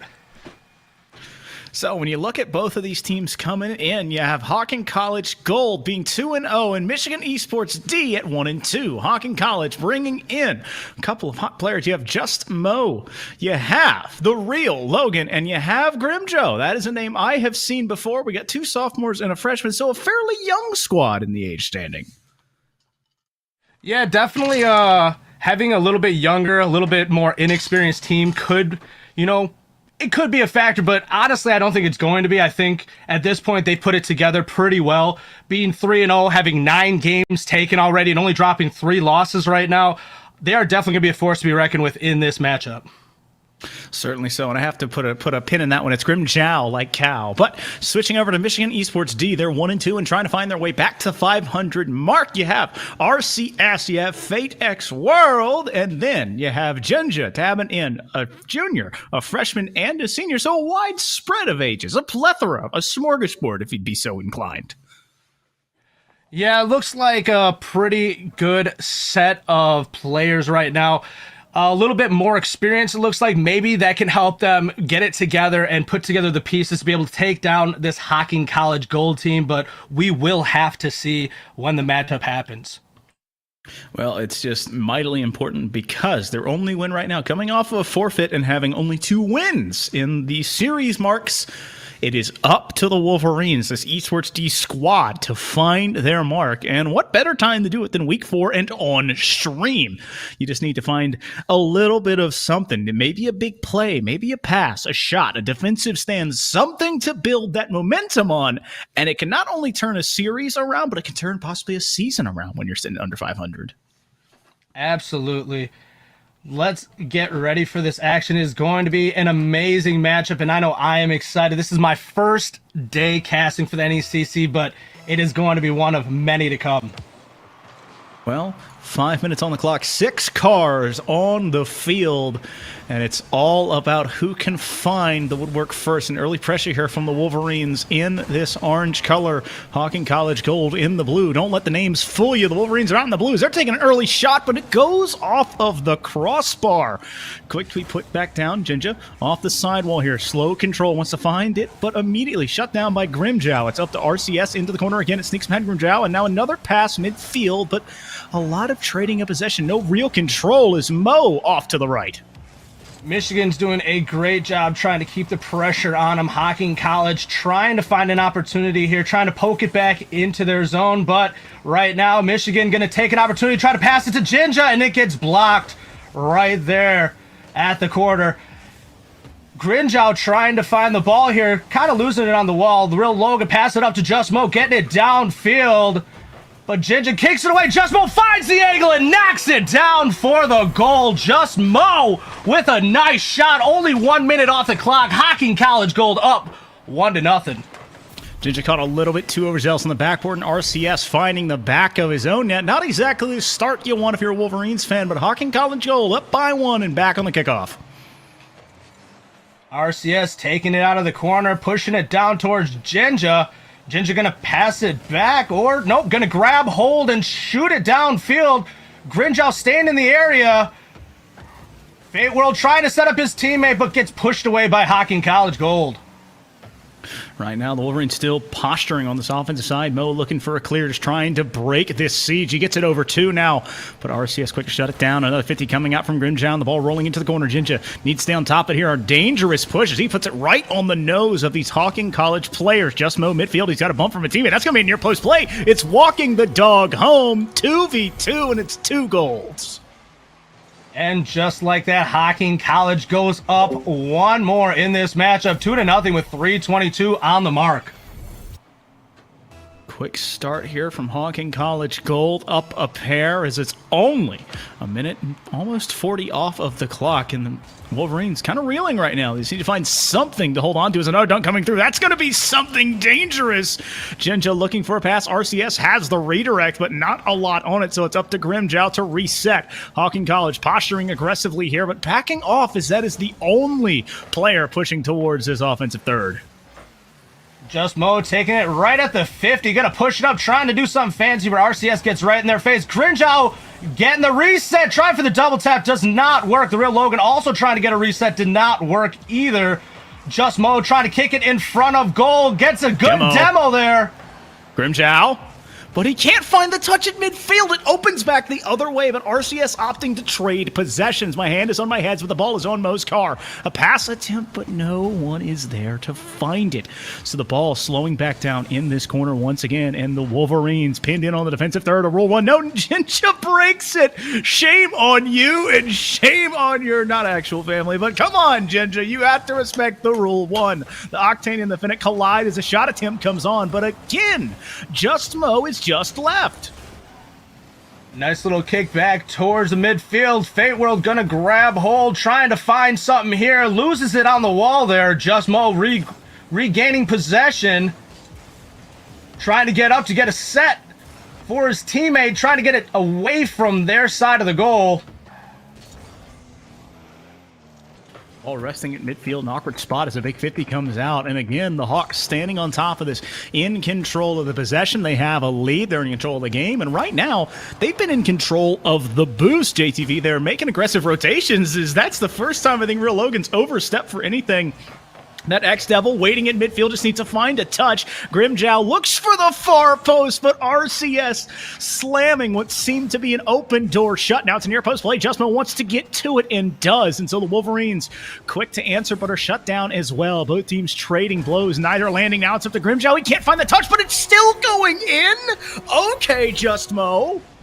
Hocking College Gold out here making plays and making it look easy. Fate World trying to get that save there, but does not hit the mark. It is getting interesting out here in this matchup. Will Michigan Esports D have an answer? Well, you have so much left in this series. This is game one. It's been almost all offense for Hocking College. They've given them a couple defensive stands, but none of them have been too threatening. This again, Just Mo coming from that right-hand side to push it away. Jinja off the backboard, but there's two Hawks just waiting on what seems to be almost a perch above their net. Fate World looking for one more. He's going to put it off the backboard here, past midfield, but it goes too far to the left. An opportunity turned away by opportunistic defense. Jinja beat here by Logan. Logan midfield, that's a dangerous clutch. RCS wants to find it, but can't get the angle that he needs. One thing that I love about watching these teams is it's easily to compare them even to other traditional sports, like even football. We're talking about the Hawks. If you guys know the great and amazing Ed Reed, they're out here ball hawking, but not there. They were not able to hit that mark. Michigan Esports D gets it top left corner and finally gets something on the board to reset the tone going into hopeful game two. Well, you still have 25 seconds left. You can't put anything past it. There is way too much possibly left on the field here to look forward. All the Wolverines need is one more offensive play. Jinja has a chance. He pushes it towards the net, but it goes a bit high. The Hawks on defensive stand. A shot coming from Grimjow, but it's going to be off the backboard and rolling back midfield. RCS pass. Just Mo putting it up high, but doesn't have the boost to follow. He's got a bump on one, bump on two, but there's no real follow-up as Logan parking the bus on his own end, trying to make sure he makes JTV prediction come to true, and it's going to go that way. Another shot attempt going off the backboard as it goes wide left, and Hocking Gold takes game number one. Hocking Gold looking quite amazing out there on the field, getting some great plays, moving the ball around, and honestly, they're being aggressive, but at the same time, they're not. It's interesting what they're doing. Their third man is playing very patiently on the back half, waiting for the opportunity to push up when needed. The front two players know exactly what they need to do. They're making aggressive plays. They're bumping. Didn't see many demos or anything like that happening on the field, but there's definitely a lot going on. See, it starts and ends with not only first and second chance opportunities, but the third chance opportunities, Joseph. It starts when the offense rotates at midfield, when they can steal the boost, when they control the pace of the game. And that's exactly what Hocking did at the pin drop of the kickoff. They got an early lead. They built on top of that. The Wolverines were able to score the last goal. Maybe momentum has found its way towards the blue and gold of the Wolverines, but it's up to them to grasp it firmly by the horns and try to wrestle this lead as it now stands at a 1-0 series lead for Hocking. All right, as we get ready for matchup number 2, who do you guys have out there in the chat? Who are you rooting for? Let's see it. Let's hear it. But right now, let's get into the action. Well, still getting beautiful shots of the scenery of Rocket League. And if you haven't had the chance, JTV, to just enjoy the free cameras around any stadiums and any replays, I would 10 out of 10 recommend it. You're getting some wonderful views here. Psionics has beautifully crafted not only an amazing game, but a gorgeous game to look at. As now we're going to see who can find the gorgeous game to look at as both teams in game number 2. 5 minutes on the clock, 6 cars on the field. Fadex World given a shot here, but goes high. RCS can't find it. Jinja, the lone man back. The Fennec shooting low, caught 1, but couldn't beat 2. The Wolverines seeming reinvigorated right now on the offensive end. It has been all offense for the first 20 seconds. Yeah, Michigan right now is definitely doing a good job at putting it and sticking it to Hocking College, trying to show them that they're here and they are relevant and they are trying to do what they can to score right now. Jinja gets a hold of it, trying to keep it relevant on that side, but Just Mo gets a good flick downfield, staying patient, trying to set up his teammate. Grinjow kicks it into the corner, still trying to just push for that goal right now. Both teams getting really tight on their rotations. Need to be careful of both of these squads having all 6 cars so tight. Any bad 50, any big touch, either way, just will kick down the door and make the defense or the offense rotate entirely around him. Grimjow looking for near post play, but again, off of that post. This left-bearing post is just the defensive MVP for Michigan Esports. Couldn't keep him all the way at it last time, but it was only a 2-goal game at the end of the day. Jinja denied by the pair of defenders from the Hawks, and the ball going back to midfield. Grimjow wants to find it. He can't get the touch. Fate slowing it down for now, but Logan putting more pressure on. It's off the backward. Grimjow following up. He's going to go near post. No, he can't get there. Just Mo has just the touch, but it's not enough.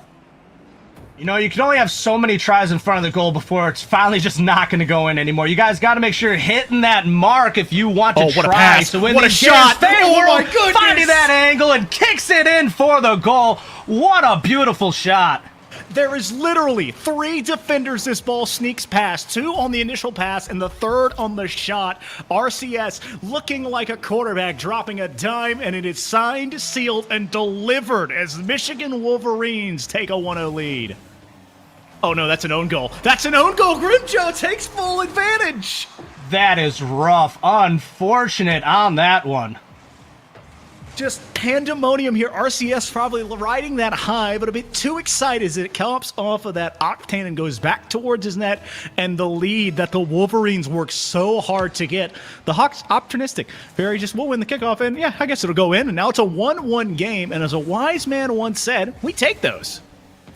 Yeah, definitely. If you blink, you missed it, but Michigan was, in fact, up for a short moment. Let's see if they can regain that momentum and get back up on top.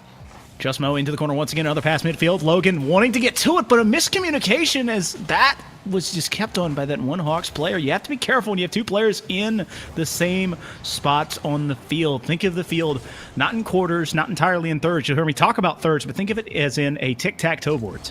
9 separate squares. You never want 2 cars in the same square. JTV is a pass midfielder. We're going to find Just Mo, who's going to go off to the right side this time. The left has left him shunned, so instead he will go right to be right.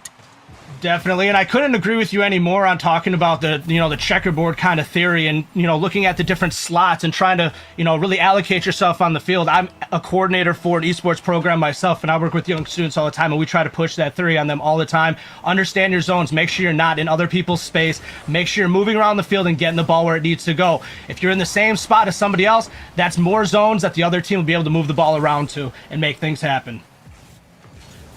Now RCS going near post. That's going to beat the last defender, but he can't put it on this time, though. Second chance is the opportunity he needed.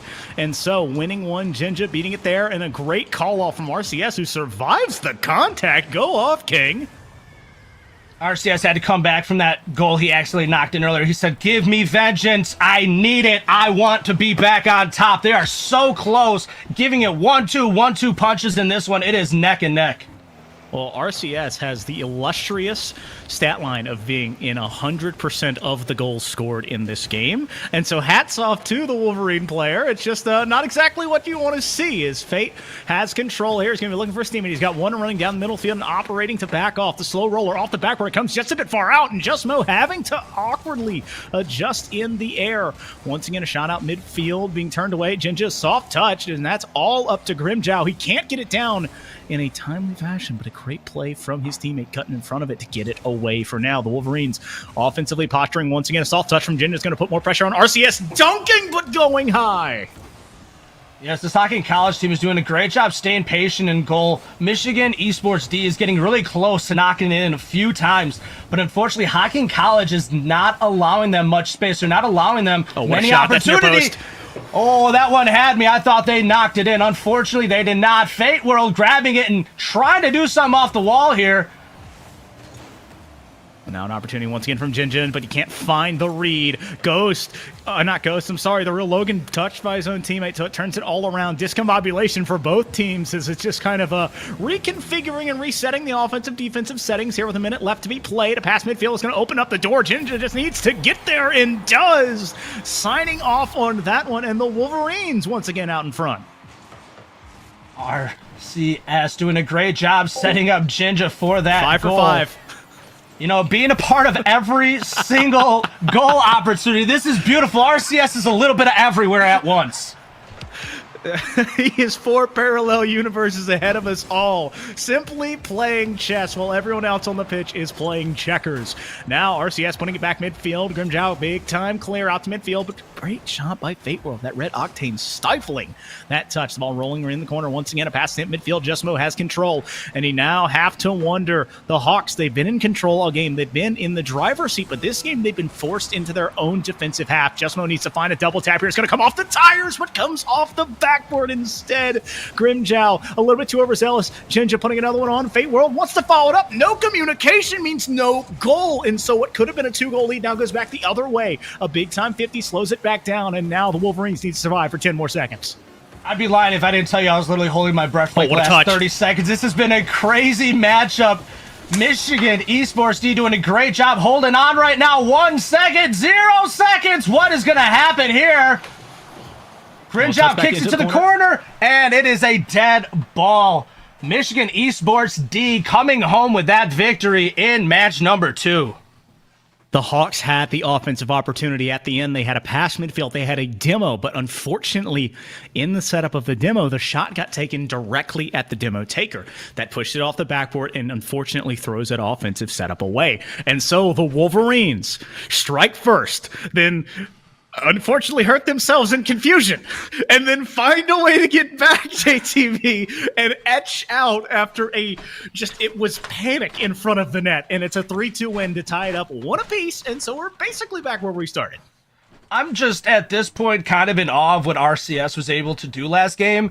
I'm wondering if there was 2 or 3 of him on the field, because the amount of distribution and moving around and just making things happen was absolutely phenomenal. If he can keep up that same level of play going into game 2, Hocking College is going to be a little scared. Now you have to wonder, 1, how are the Wolverines going to react to having the momentum firmly on their side? They had the goal coming into this game, but it's a question mark if you're going to be able to carry it over. And obviously scoring the first 2 goals of the game, it feels good. But one of them going in the wrong net doesn't feel so good. Now they're riding a win, and a win on defensive stand after it was an offensive explosion. Whereas the Hawks, they had control. They were dominant in the midfield. They earned that early control. They now have to answer the call from Michigan. And that's going to be not the way to do it. It's Jinja scoring 2 seconds in. Momentum, in fact, is still on Michigan's side. A beautiful kickoff there. Just getting there a little bit faster. Don't know what happened on the opposition, but hopefully they fix that going forward. Well, it is a breakneck pace, and if you look away for too long, it's now Justmo returning fire, but can't get it to fall. We almost watch as the paper castle that Michigan built was not solidified. FadeX World trying to find another shot's going to bounce off of the real Logan. That X-Devil once again starting to mark, but a bit too heavy in the drift. Justmo and Grimjow, the two players running up. The X-Devil turning around to play some defense with a beautiful cut to dissuade that from Grimjow.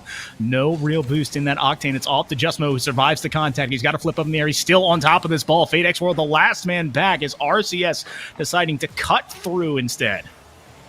Right now, Hocking College is kind of staying patient at the moment. Let's see if they can get an opportunity here. It did not pay off. Unfortunate, but they had the opportunity. RCS get right in the face. Great job. Great job. Almost with the opportunity, but Jin just said no. Not happening. This is my house, and you're not welcome.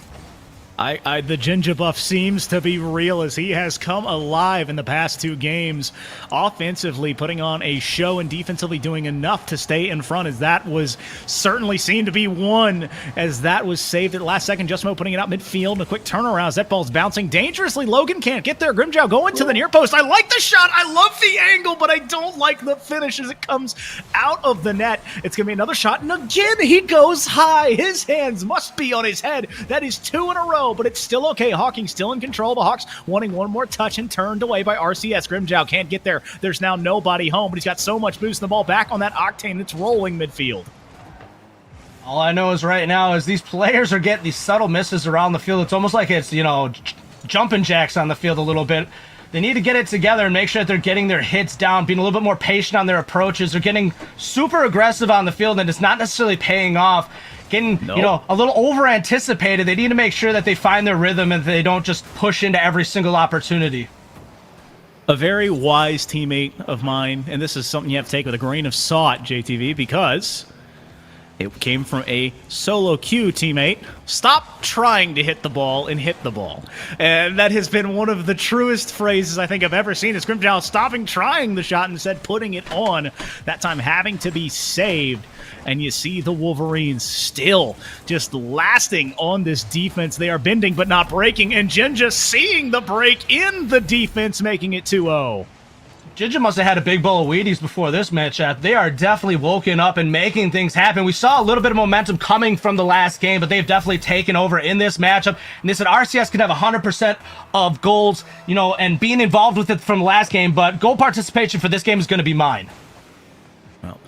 Justmo wanting to get just a little bit more as that one stuck to the nose of the Octane, but turned away by RCS. FadeX rolled into the corner once again. Justmo has a pass midfield, but no real follow-up as the Hawks a little bit disjointed, almost like a spotty Wi-Fi connection on the offensive side. At points, they've got ideas. They've got players in the right spots, but they can't get the ball there. The connection just dropping short or not finding correct angles. World in the corner trying to make a play, but Grimjow gets it past him. RCS right there to grab hold. Trying to kick it down to Fate World, does not get the hit. The real Logan trying to set up his teammates, but Fate World right there to get the good clear from goal. Fate World trying to stay steady on it, and like you said, it looks like they're trying to hit the ball a bunch. They kind of just need to hit it at this point. Well, Logan putting back off the backboard. I want to have something here as that's a follow-up from Grimjow, but he's a bit too there. RCS again, no! As he finds the back of the net, Grimjow going to take full cred for that one, saying that was calculated. Oh, man, that is a rough one. RCS is probably just going to sit down after this one and just rethink some of those subtle movements near goal. Well, a 2-1 scoreline sits on game number 3, and whichever team wins will be putting themselves at a 2-1 scoreline in the series.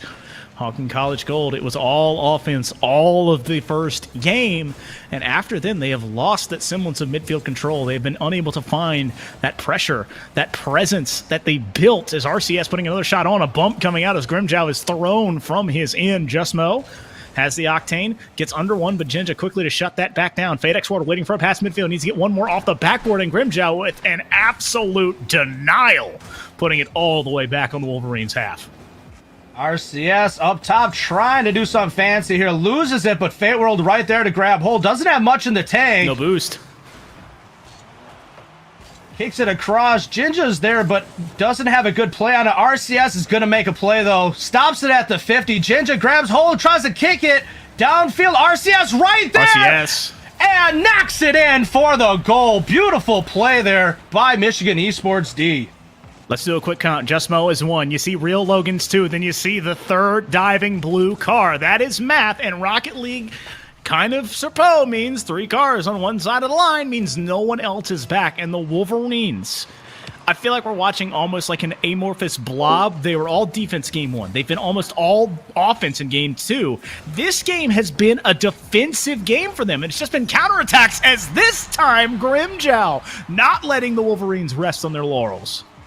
Grimjow doing a great job just getting shot attempts on goal, and they're starting to hit the mark a lot more as we continue into this matchup. 32 seconds on the clock. Michigan Esports D up 3-2. 32 seconds left is no, my goodness, the way they Jinja gonna start do the it game is again. the way he's trying to end it. Jinja with another kickoff goal. This is crazy. That is the good sign-off of a solid kickoff to put it in the back, and then it not once but twice, and now it's 4-2. Jinja once again with the ball in front of his car. He is a dangerous man today in this matchup. Fate World with a good save there. That might have got past his hood. It could have gone in. Well, RCS dangerous to jump near post there, but finds enough of a touch. That is all 3 blue cards again. So tight in this rotation, almost playing a bit of a straight line offense. That's not what you want to see if you're a Hawks fan. Pass off the backboard, pushing forward. Once again is Grimjow. That worked once, but Fate World quickly shutting that down. Real Logan putting it back in the corner, but game 3 will be going the way of Michigan, who have found their 2nd in a row. It's 2-1. It is now series point for them to get an opportunity to find themselves at a 500 mark at 2-2. And so here it is. It is all down to game number 4. Can Hocking College regain that early pressure? Can they find that offensive ingenuity, JTV, that got them that first win, as it's slowly been siphoned away by the Wolverines? It's definitely a possibility. There could be the tellings of a game 5 in this series, but right now we have to worry about game 4. And most of all, it's not us that needs to worry. It is Hocking College that needs to worry a little bit, because right now, I think they might have underestimated their opponents coming into this matchup. I think in the first match, they felt comfortable. They had some good plays. They're putting on a little bit of a bumping session, not too much, and it worked for them. Going into game 2, you saw the momentum shift. You saw Michigan Esports D start to take over the momentum, start to do more, start to shift everything, start to see team plays.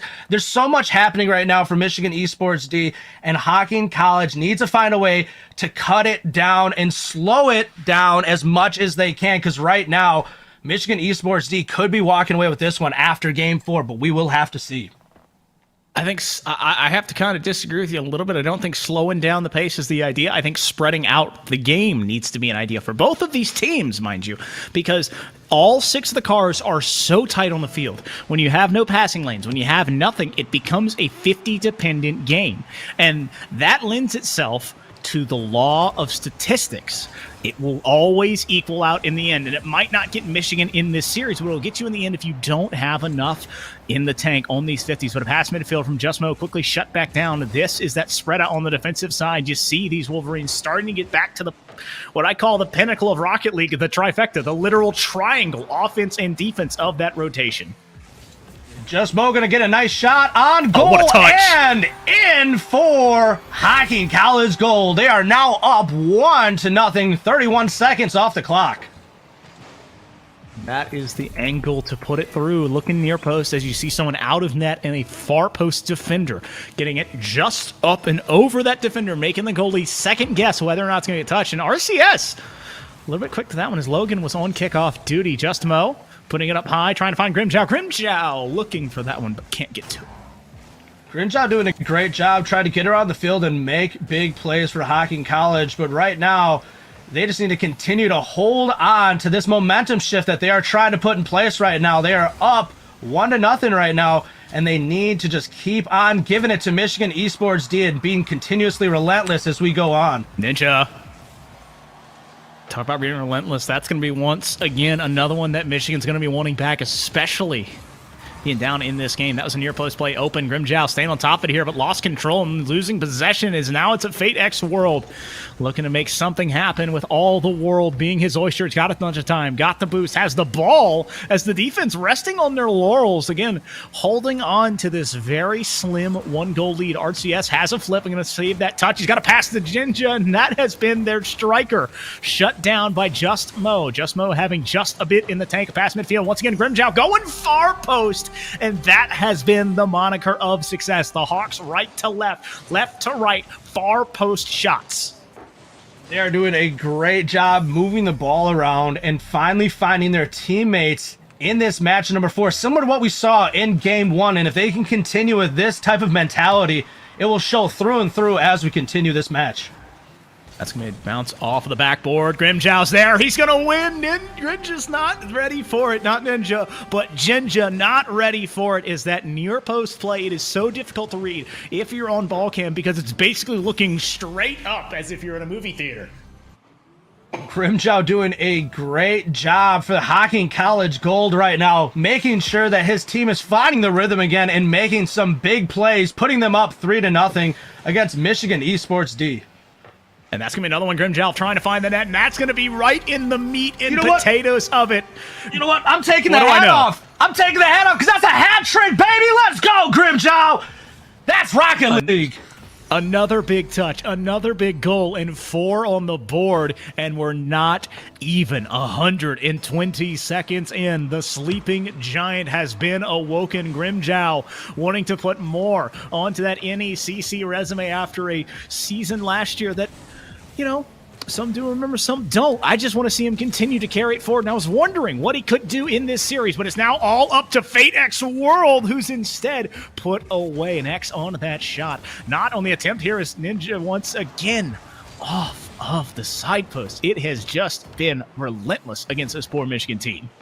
Crossbar heroes indeed. You were talking about it earlier that those sidebars are causing major disruption. They might be the true MVPs of this particular matchup or this series in general, just because we've seen it hit so many times and knocked out and disrupted. It has been crazy. Nothing will ever stand the test of time like the OU crossbar. It is the greatest defensive player on the field, as Just Mo wanting to find another one here. Jinja, it is now or never. There is still 130 seconds left, but you think about a 4-goal deficit to put you into Game 5. That's not the mantra you want to have. It's not the ideal or the mindset you want to see, as the Wolverines kind of having to rebuild on the fly, having to build this bicycle as they are falling off of a cliff. Hocking College trying to force a pivotal and very vital Game 5. Another shot coming in. Jinja wanting to get it here. Fate X World turning. No, he's not turning. Instead, giving it to Just Mo and finding just enough for the touch to slow it down. Just Mo almost had a really nice flick there, but good defend by Michigan Esports D. Ooh, almost getting a nice set there, putting it in front of goal for their team, but Jinja not able to capitalize on that one. A little bit crowded by Hocking College. Make sure you're splitting up on the defense and make sure you're communicating, and they will find an opportunity quick. Pass attempt, but again shut down. I want to see the Wolverines get a little bit more ball movement, as it's been, as much as it pains me to say that the ball has been too close to their chest, they're doing a good job of getting it to their cars and holding on to it. But now they're not using the backboard. They're not using the sidewall enough, and that is something I hardly say. They're not able to stretch the field out far enough. And I'm not talking about a dump and chase. I'm not saying throw the ball down the field, run after it. Find some controlling touches, move the defense around, because it is exactly what the Hawks have done and how they have found themselves at a 4-goal advantage in Game 4. It truly looks like a lapse of communication, if you ask me. They had a lot of rhythm going into the last few games, and then in this one, you can just see miscommunication, not finding the ability to make team plays and pass it around. Michigan Esports D needs to find what they had put together in those last few games, because right now, Hocking College has cut it down and not allowed them to do anything. Well, to put it simply, it's also been the revival of Grimjow, who has just, I mean, he has hit another level, perhaps a transformation or, you know, a pep talk from a coach or a fellow player or, you know, something. I think he took MJ's secret sauce, you know? He just found a little bit of a bottle just sitting in the background, you know? He might have, but all that matters is it has equated to a 4-goal advantage, and looking like it's going to be a 3-goal game as RCS setting up for a possible rerun of Game 2. This is what the Wolverines did. They were able to score the last goal in Game number 1 and hold that momentum. So now you have to wonder, is that tug-of-war battle starting to get back in the middle with only a second left? You couldn't have said it any better yourself. I'm just saying right now, we are definitely in a very similar situation to what we had in Game 2, and it could be a potential upset going in to Game 5. I did say Game 5. I was feeling it, and it is happening, and I am excited because what did we sign up for? Rocket League. And how much do I want to see it? As much as possible. So as many matches as we can see, as high level of play as we can continue to see, I'm here for it. Well, here's the big thing, JTV. You have to think about it. We do not have any report on the Week 3 game for this Hocking College team. So technically, they're sitting at 2-0 as far as we know. So they're trying to stay alive and stay undefeated throughout the season. Whereas, on the flip of the coin, the Wolverines have only won via forfeit. This is a team that does not look like they've only won 2 matches, 2 singular games in best of 5s throughout the season. They are fighting. They are pushing everything that they can, and now it sits at a best of 5. It is Game 5. It is a best of 1. Who has come to play? Will we have a team remain undefeated in this Emergence Midwest Division, or will Michigan Esports D fight, claw, and scratch their way back to a 500 record?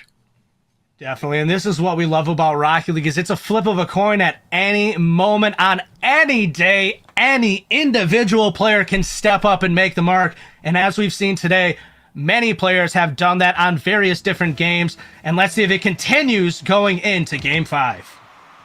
Opportunity arising here. Grimjow quick to get more pressure, but Ninja in his own corner, having control. Just Mo, when he catches here, he's going to go off the backboard. This is a dangerous spot to be in if you're the Wolverines, but a quick hurl by FadeX World. A big clear from RCS for Grimjow, trying to slow this down at midfield. Just Mo, 50 hard, and the ball standing at that midway point. FadeX World going into the corner here, going to pass midfield. He's got a lead blocker as Jinja can't get to it, as the real Logan being the real MVP on the defensive side. RCS trying to turn, but a bit slow to it. Still, the pressure is on. The Wolverines have a demo, a little bit of a power play here as Grimjow has the clear of the players. The ball didn't go too far, and Jinja and Fate miscommunicating here, but they still have possession. A double commit on the defensive side could open the door. An double commit on the offensive side. RCS looking for it, but can't find the angle. It has been almost a minute off the clock, and it's pretty much been on Hocking College Gold side the entirety of that first minute. If Michigan can keep up this level of aggression, this level of intensity, we could potentially see Michigan get our first goal. Well, it's both of these teams trying to pushing and feeling each other out, because much like a Game 1 of a series, a Game 5 is almost 2 completely new teams. As Just Mo standing up to that pass from Grimjow, the backboard undefended, the goal open, and it's a 1-0 lead for the Hawks. Once again, Grimjow doing a great job setting up his teammates for that goal. Hocking College up 1-0, 3:46 on the clock. Opportunity arising here. Just Mo having control, and the ball back in the corner. Big 50 from Jinja, now going back down the other way into that offensive third for the Wolverines. Can't find a touch here. Up to Jinja. Pass midfield, but it goes past the intended target. Just Mo in a 1v1. Going to find another touch here, but instead opting to go for the pass. I like the play. Selfless plays are what makes things happen. Grimjow going to be the recipient here, but he can't go post and in. It goes post and out, and we still stand at a 1-goal game. FadeX World denied by 2 defenders. Grimjow getting a nice kick downfield, getting disrupted by RCS. They're up in the air. Just Mo looking to set up his teammates in front of goal. Nobody there. Fate World just going to kick it away. Grab hold and try to push it downfield. The defender misses, but Real Logan right there to get the clear. Oh, what a touch from RCS. He found the angle. He gets the shot. You gotta be kidding me. He tees it up off of his teammate. It looks like it's just going to be a pass off the backboard. Physically beats his teammate to the ball. Jinja doesn't stop, so it's flash, smoke, and mirrors 1-1. That was a great read by Michigan Esports. And if they continue with this level of aggression, I'm loving it, and I will continue saying it. We 1v1. could have a potential upset tonight. That's the demo, that's the play, but that's not the shot as it goes off twice. Grimjow credited with the second save, but the post has the first. Just Mo with an open net here, but he can't get it to fall either. The ball floating dangerously on the Wolverines end. Just Mo past midfield, but there's no one there. RCS given so much room here, but doesn't have a lot of boost. The ball beginning to rest on the Wolverine side. I take a breath like both teams do. Another shot coming on, but two players are there. Just Mo turning slowly here. He's got to jump off the backboard. He's got Grimjow waiting for it up in the air already. That's going to be a redirect pass, and it is pixel perfect. Again, the far post is getting abused. That right there might have actually been the play of this series. A beautiful setup by Hocking College to knock it down and put them up 2-1 against Michigan Esports D. Grimjow just showing supreme confidence in his teammate, pre-jumping the pass, but now it's up to Fadex World. Needs to get up here quickly as Logan dropping it in front of his own net, but turned away by the defensive stand. The Hawks in control. RCS getting a 50 here, and the ball bouncing back out to midfield. RCS once again, but no boost again in that octane. I mean, I gotta say, the fuel efficiency in this poor car has been... It's not been the best. It's Just Mo, 100 in the tank. Now coming from the opposite side. Wants to get a little bit more control. The ball bouncing back down. There's no real follow-up once again. Grimjow and company trying to milk this clock. Game 5 wanting to be going their way. A shot attempt midfield that's going to go high, but quickly turned away by Just Mo. Hocking College needs to be careful with these miscommunications in front of goal. That could be very costly if they don't start getting that down. RCS kicks it to the side. Just Mo puts it down towards in front of goal, but kicks it just past RCS with a good clear downfield. I like the pass. I like the idea. Now it's all about the execution. Hocking trying to find one to possibly put it away. The Wolverines need a defensive stand, need to find a big clear, need to survive a demo play and a little bit of a power play situation, and have to find the back of the net at least one more time to force golden goal in game number 5. Both of these teams have been battle tested. They are facing adversity in this evening. It is up to the players on the field who can find their mark. Big-time players, JTV, make big-time plays in big-time games, and hardly is there a bigger game than this. An undefeated team trying to remain that way, a team looking for their game to go above 500, and it's just a mad dash for 35 more seconds. I'm feeling a pass from RCS to Jinja. I don't know why, but I feel like Jinja's going to be the executor here. He's the one that has been doing a great job today executing on the offensive side, and let's see if they can do it with 20 seconds left on the goal. Well, that is about how much time it takes for a solid offensive opportunity, but it's going back the other way. Jinja hitting the hard reset, and now it becomes that much more taller. The mountain continuing to grow. RCS over when he's got Fate World in front of him. That's the last man. That is so dangerous, but they don't communicate. The ball off the backward is bouncing back around, and it won't go in. They can't follow through as Hocking College have to be breathing the biggest sigh of relief. They remain asterisks undefeated pending the results of the game before this one. But as we know, undefeated was a 3-2 over the Michigan Wolverines. That was quite a series, and I am glad that it was the first series that I got to see. We went the distance, we went 5, and we had some phenomenal play. I was honestly, once again, holding my breath there at those final moments, watching it jump and dance in front of goal. I was hoping maybe we would have gotten overtime, but unfortunately, it was not in the cards, and it is not happening tonight, but it was definitely a matchup to remember. Well, here's the thing that I think you can respect as a coach. There was the opportunity. And with that opportunity comes chance to prove it and chance to do it. And unfortunately, it was not taken. So as a team, as a coach, as a scout, you get to go back and rewatch this game. You get to see the great things you did, see the things that weren't so great, and fix it. And both of these teams put an absolute beauty on tape. But for the first time this evening, no sweep. But I can't remember. I think the Wolverines were on the right, so I think Hocking bucks the 3-0, and they bucked the right side dominance on the first screen. So, way to go, JTV. You broke the streak. You got everything going your first day here, man. Great job. Hats off to you. Well, thank you for having me. I appreciate it. We'll do a little pat on the back.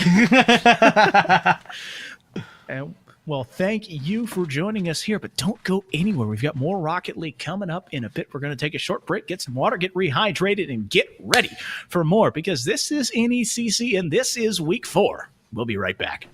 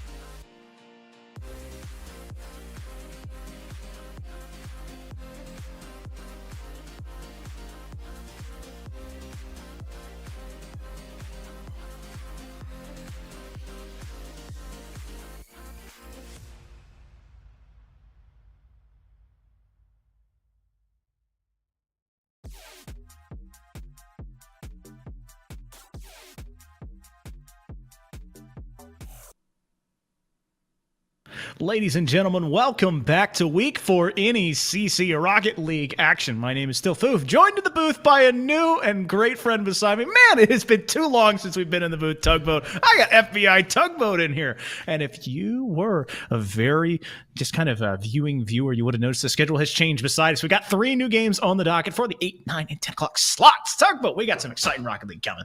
Oh yes, that is the only thing to be expected here from the NECC.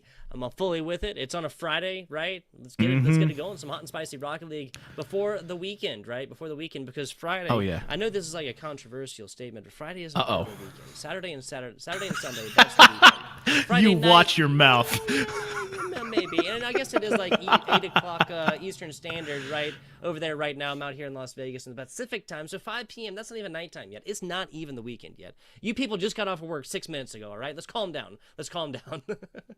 Louisville Gold taking on Defiance College. That's what's coming up here first. We're looking at the Morningside Maroon squad taking on the Red Tails. That's the Hawkeyes. That's in the Navigators division there as well. Ottawa Braves Black taking on UTD. That's UT Dallas and their JV2 squad coming up here at 10 p.m. Eastern Standard.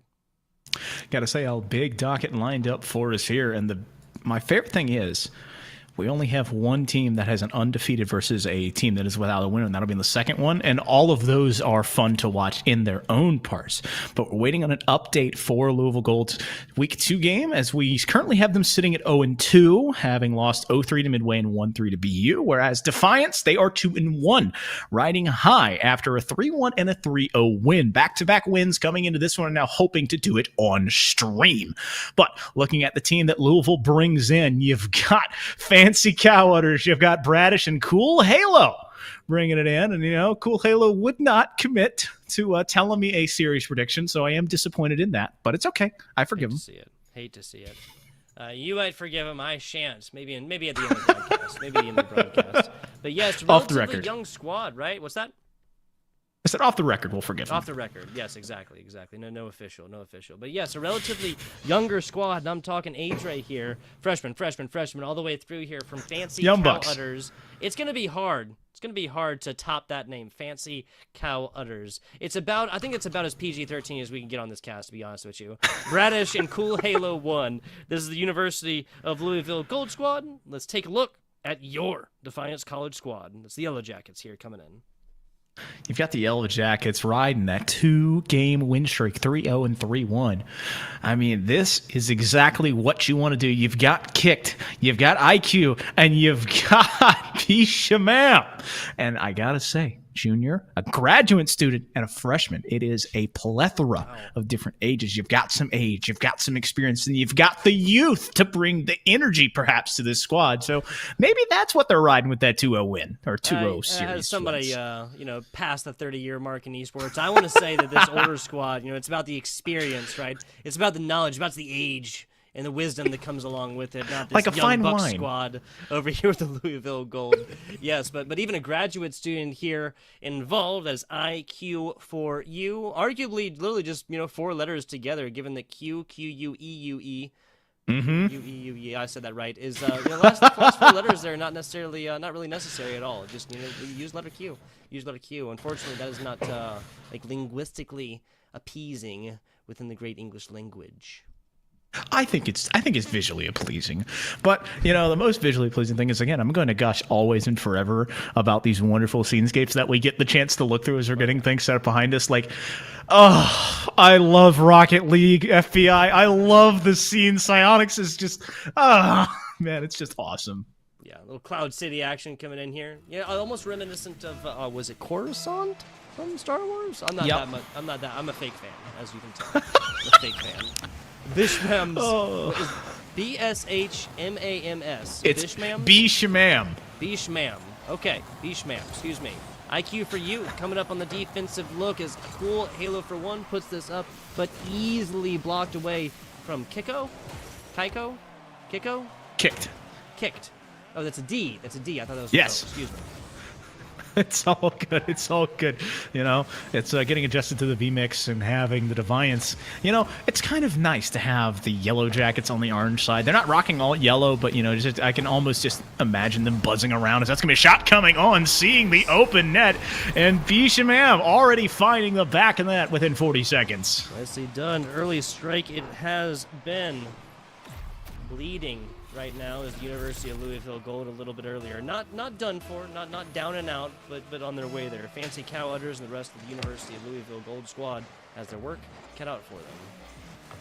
Well, the ball sitting on this Defiance side. You just got to be careful here. Is Fancy trying to live up to the name, but can't get it to go near post. Pass all the way across the field, but unable to get to it. Kicked with IQ. Just the double power, double commit, double the power, double the fun, I'd assume, is the demo opens up the door for a little bit of a turnaround for the Cards.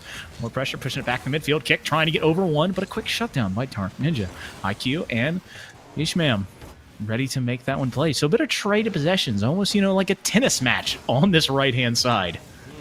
Maybe table tennis a little bit more here later as this defensive stout powerhouses, both of them, really have been getting their work in so far. I gotta say, the only goal so far for Defiance was entirely earned right there, a little bit back and forth. Now, Cool Halo one, trying to descend on from the heavens on that one. Almost everything that they needed, but Dark Halo come flying in at this one and stopping it on the backside. That's, wait, Dark Halo, I'm mixing up my teams. It's Cool Halo and Dark Ninja, excuse me. My goodness. My goodness. It's been a long day, guys. It's been a long day.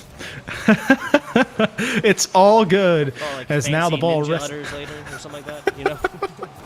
Well, it's okay as IQ lost control. Cool, quick to push it away, and Fancy on his own backboard, getting bumped by his teammate who was cleared out by IQ. So big brain plays coming from the player who's aptly named. Kicked in the corner here. Wanted to kick it out midfield, but can't get it far enough away off the backboard. That ball dangerous though, as the Cards quickly able to get it back out. Louisville pushing forward, trying to find another one here. The ball off of the corner. He's got Udders midfield, but no real follow-up means no real threat.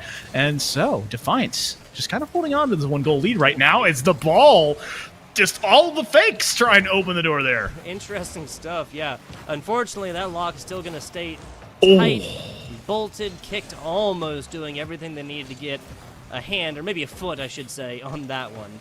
Back on out to the middle right now as Fancy Cowler is trying to run this one down, loses it to Bishmams right here, and Dark Ninja forced to try and pick this one up on the other side, but after a demo, that's going to be an easy open net right there for IQ4U. One's all the way across the board. One attempted shot, one shot made in, one assist, one save, everything going right for a very well-rounded IQ4U player. 120 kilometers per hour as well. It's pretty fast. I want to harken back to the little bit of run you were saying that it was locked, it was padlocked, it was tightened down, and then it was kicked. As Kicked was trying to find the shot. I just love the image of someone locking a door, relocking it, and then kicking it for good measure. But Defiance right now in control as the 2-minute mark goes past, and they are up a pair of goals as it's up to Louisville to find an answer. They've had defensive spurts where they've found some control in their own end, but having not enough boost, not having consistent possession has led to them finding themselves at a 2-goal deficit.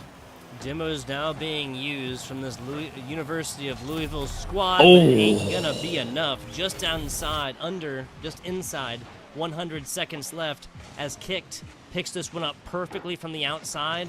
Not even a cow can meander on over to that one. Just a beautiful angle seeing the far post. That was the bugaboo last series. Both teams were able to find their meat and potatoes far post. It was just about capitalizing on it.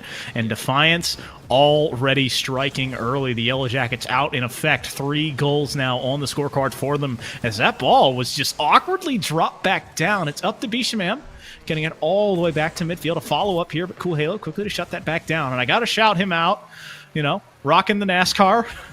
I always love to see it.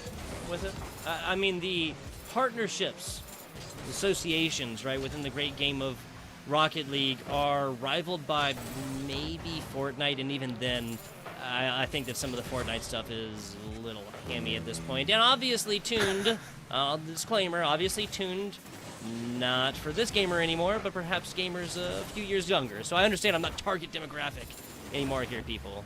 But the Rocket League taking A1, number 1 position when it comes to the partnerships within. We're talking about a Ford partnership, right? Like how crazy is that, right?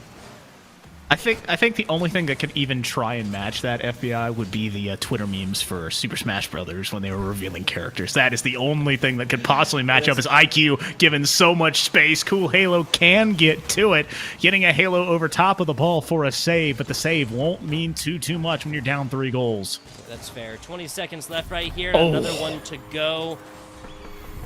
That is the nails in the coffin. That is the University of Louisville Gold's game numero uno.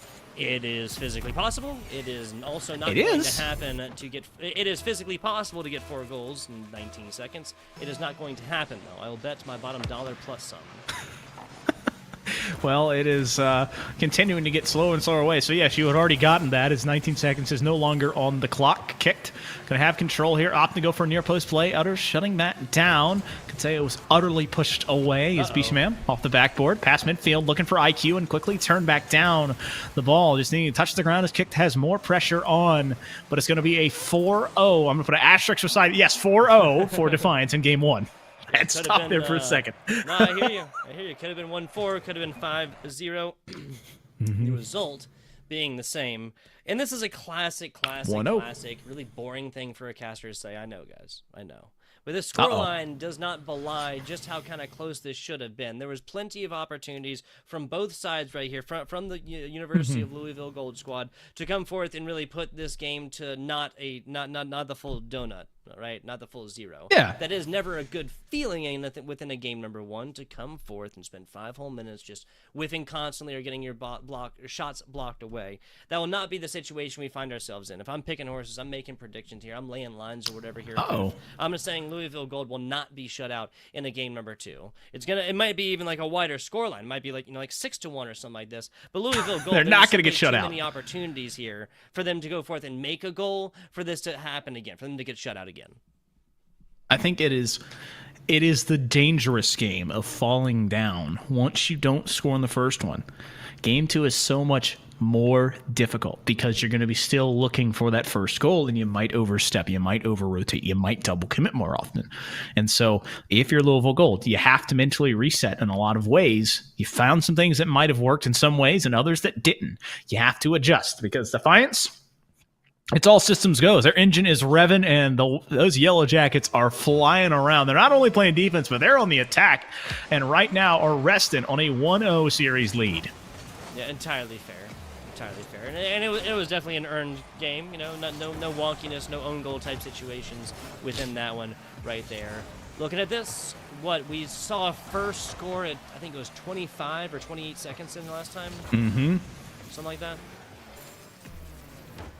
It was. We have now almost made it past that one as we have both teams trading possessions here instead of just an offensive onslaught. As Fancy Coward is going for a shot here, but just not finding the angles he wants. It rolls off of the car, kicked up and over. Just slows back down past him midfield. He's got IQ in the meat, but he can't find the touch. The pass was there. The player in the right possession. But unfortunately, the execution falling a little bit short. 50 seconds into this one, no scores on boards quite yet. Neither team harm, no foul. Double. All of that. 60 seconds. Looking at this one, little demo action. Tell me if you sense a theme here for the University of Louisville Gold. Because what I'm seeing is every time the pressure is on, they're defaulting to the demo. Well, it's not a bad default as long as you're not overcommitting, as that was the third man playing so far up. There's nobody home. And Bishamam sees that the whole way. Watch the third creeping into the edge of your screen right here and seeing that open net just wide. What? Don't worry about it. Oh, okay, sorry. I thought that was my PC there for a second. Knowing my PC, who knows here? Who knows? 1 minute, 15 seconds into this one. Yeah, I think this is earned all day long. University of Louisville has been relying on those demos like we were talking about a little bit here, Foof, but at the end of the day, you can't pour everything into offense like that, especially when it's a tied-up type situation. Now, 20 seconds left, down by 1. I could see them playing at the triple-up offense with nobody home to even block this one away, the empty net type situation, but not with 4 minutes left, excuse me. It's just more about and I agree with you. You can't go full send. I mean, but I will counter argue FBI because you don't have to play defense during the replays. So if you are cheating up, you better be scoring because there is no one back. And Defiance took full advantage of it. They have a demo in front of the net, and that ball finds its way in front of the net still. All 3 Yellow Jacket players in the net and not a goal to be scored. 2 minutes, 52 seconds. We're probably not going to see that type of situation again, right? Probably not going to see so. Quite such an empty. But again, this is, I mean, no, Louisville has not gotten a score yet, but this is so much of a better game. Like, this could literally hit triple zeros and still be a game that can't possibly go into overtime. Only a lead of 1 here for the side of the Defiance College. That's a Yellow Jackets yet again in the right orange. Bounce plays, kick, tries to get up to it, and it's a high kick right here. No one there. To the It's face. still there. Nice bounces. Nice bounces. His physical play keeps Louisville alive in the defensive third. But unfortunately, the physical plays from Defiance was their own players clearing out the mix. Just a little bit overzealous with trying to find a bump, caught kicked in the meat and potatoes of the field. Means no goal, and it's still a 1-0 scoreline. University of Louisville, they're very happy to have that one, as the defensive possession was not exactly illustrious, nor was it beautiful, but it worked. And still, bending but not breaking. The Cardinals looking more and more like a defensive rock as this defense continuing to bend, but finally IQ sees a hole. Hey, if it's ugly and it works, then okay, right? Just ask all of the TOs that hire me. Ugly, but I work. Defiance College now up by 2 right here with 1 minute, 47 seconds left. This one not over with, but again, death is knocking on the door. Now you need to be careful here if you are University of Louisville, because this, I was going to say, this is an opportunity for it to go either way, and I loved the shot attempt, being optimistic there. It's kicked over 1. Dark Ninja can't get to it. IQ going near post here, got caught, staying down. Bishamam still keeping around IQ, trying to find another follow-up, but a quick dissuasion there by Dark Ninja. I love the play here from Cool Halo, flipping the field and getting this team off of that offensive front. And this is dangerous for Bishamam. Kicked, having to bail out this team on the defensive side. Off the backboard here, pass turned away as all 3 defenders just kind of rotating in a flurry. 60 seconds, 65 seconds left to throw right here. Louisville has to take a goal pretty much right now to have an overtime type situation or something to push that within. Bishmams gets this one over the head of Cool Halo. My goodness, just can't read today.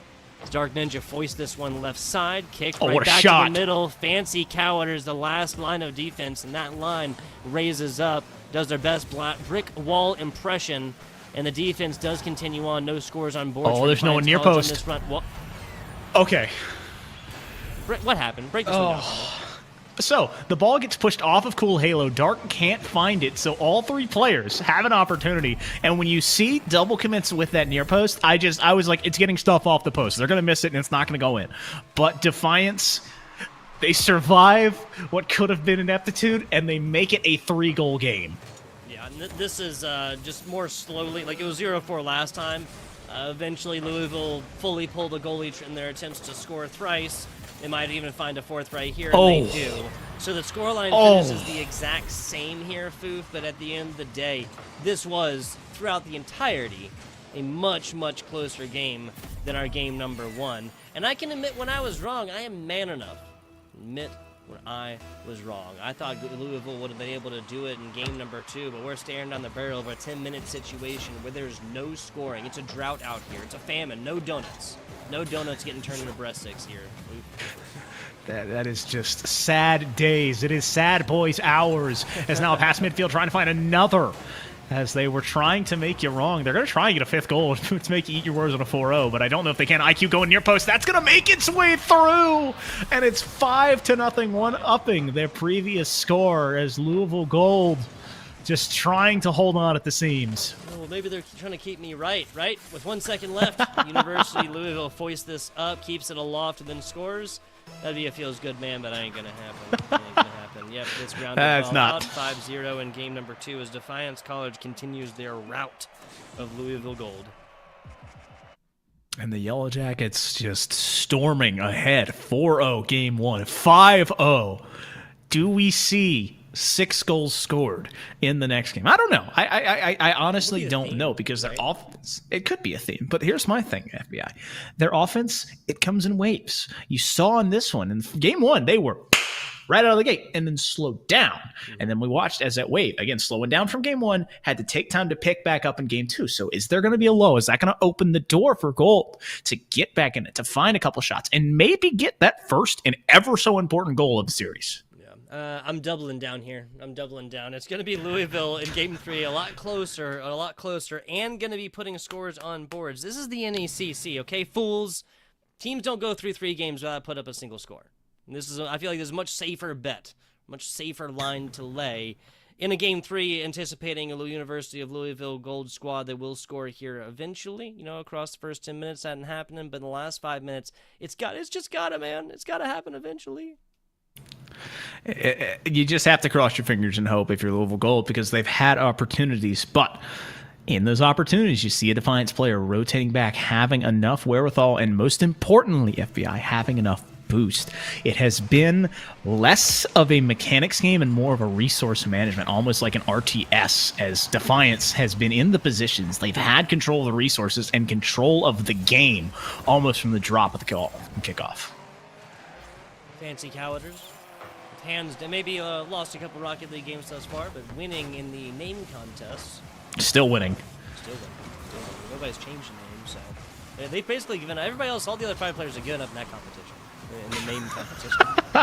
Dark Ninja picking up big boost on his way to try and get this one out. Does get it over kicked, but on the low side, where they see that therein lies the problem. Therein lies the problem of University third. They have such good hits out of this defensive third, but there's nobody to pick it up on the other side.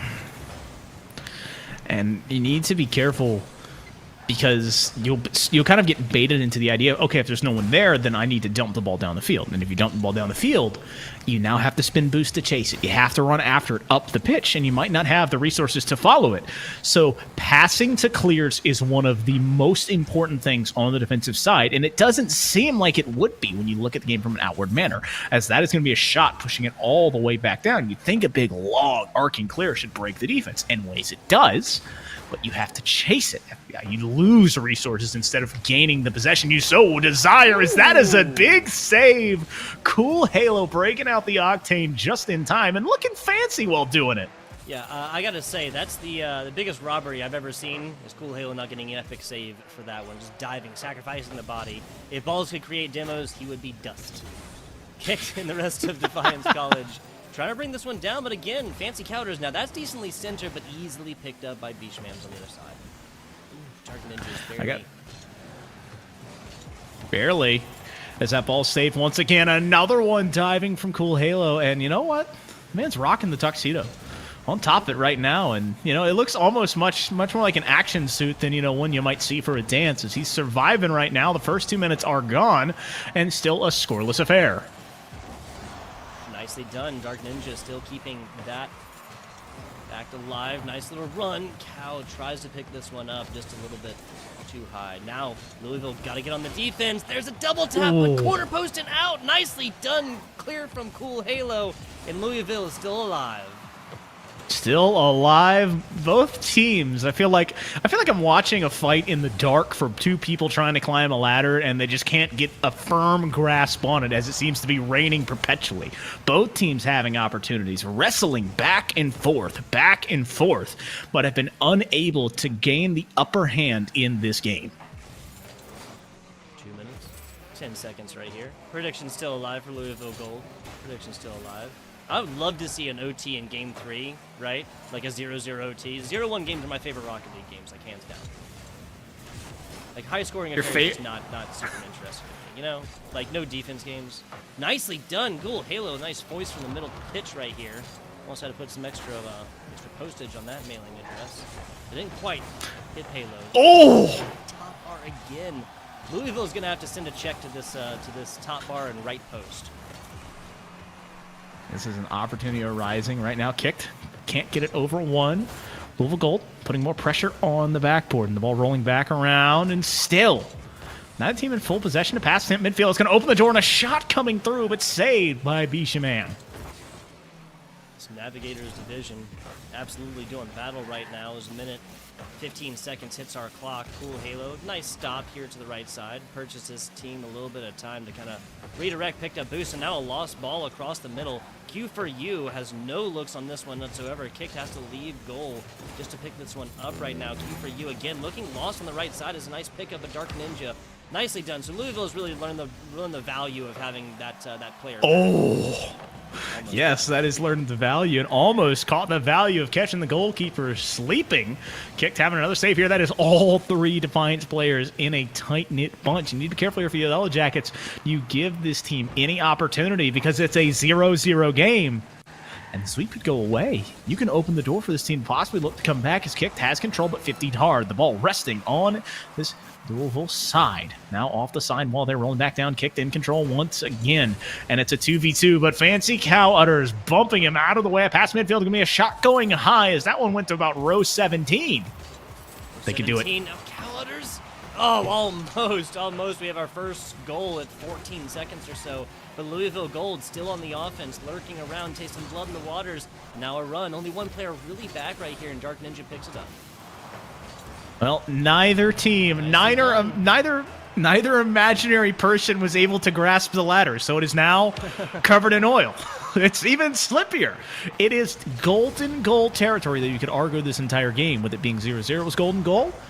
The clock now counting up instead of down. The first to find one will be the one to get the win. Defiance trying to make it a 3-0.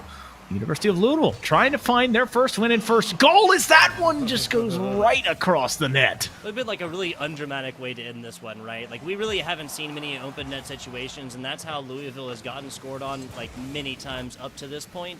9 total scores for the side of Defiance across games 1 and 2 respectively. 37, 38 seconds in this. We might be in for the long ball. Another open net, and Kicked sends this one flying. Splitting the uprights is what they say in the NFL. Yep, Bishamam getting into the corner, and when you have the near post commits from Cow Udders, there is no one home. Dark Ninja trying on the late rotate, but that is almost picture perfect of how you play a 2v1 scenario. You get the goalie out, you move them around and get them to commit early on the flip, on the jump, and all of a sudden it's an open net, and it happens to be in golden goal territory, and it's a 1-0 scoreline to make it 10-0 in the final scores of goals. Unfortunate there. And once again, prediction incorrect. Louisville goes 3 games. Now, the third game obviously looking way different. Just this this went to overtime, and the fact that it's a 1-score difference, markedly different, just quantifiably different from our games number 1 and 2 here, Foof. Really looked forward to maybe even getting some extra games here on the A stream for you guys, but not going to happen here today. Now, we got plenty of time. I think we're going to try and get a little interview action set up right here, but regardless, we'll be back after a short break unless Foof has something else before we go to that very short break. Well, just, stay where you are and get ready for a couple more exciting games coming up just after this.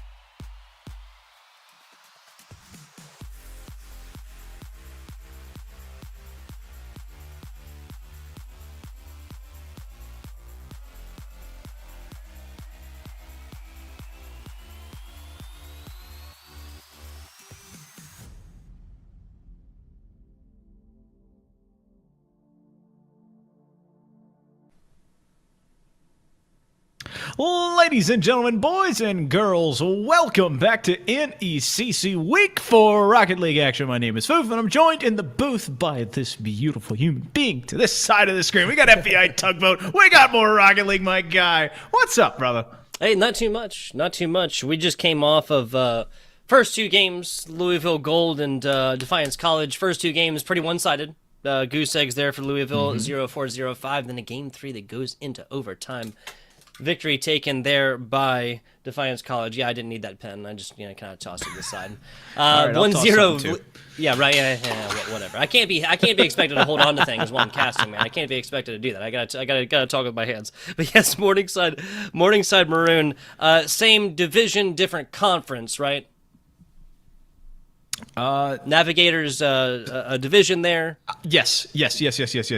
Sorry, my brain was switching from sides. But you look at Morningside, they're bringing in Nelly 30. They got T. Duffy, and they have Driver J, a pair of juniors and a sophomore rocking in. So, the nice middling of the age groups, the middle childs of perhaps the ages. I got you.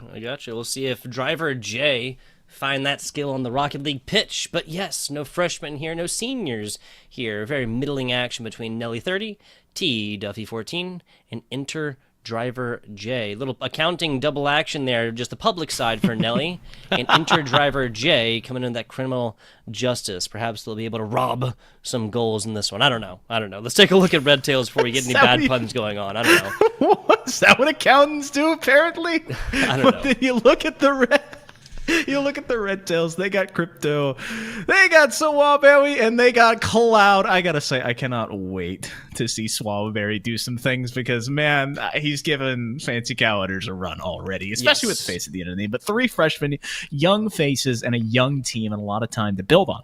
But looking back, you have Morningside Maroon 3-0. They were 3-0, 3-1, 3-0 in their last 3 games. And then the Red Tails, they are 0-3. 0-3, 0-3, 0-3.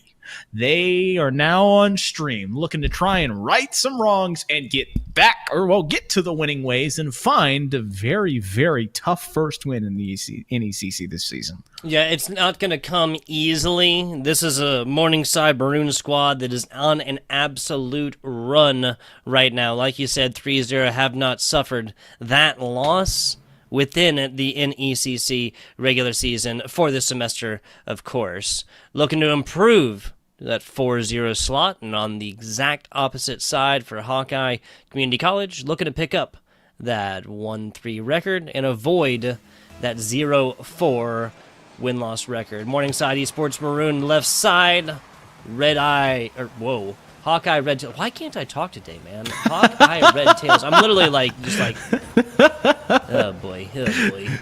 Thank you for putting up with me, people. Thank you for putting up with me, Foof. Love the FBI. But right now, I'm loving having all 6 cars on the field. 5 minutes that have ticked off down to 4:40 on the clock. And an actual best of 5 and possibly 5 games we put in front of us. T. Duffy looking for the far post. And that has been the method and the madness to success in the past 4 series so far. But they can't get it to fall early. The Red Tails in, thankfully, the orange and red colors. And they have Morningside Maroon. Unfortunately, you can't have red and red, but they're in the blue. Nelly almost screams this one across the middle side, but a double defense from the Hawkeye Red Tails. They swoop in to block this one away early. Nelly 30 up to the right side. Down bottom, Swawberry can't quite hit this one. And that's back to the middle of the pitch right now as tries to get something going right here. But this is just kind of like that initial standard first game volleyball action. No real super hard and heavy offenses either way. Neither teams want to give up that advantage early.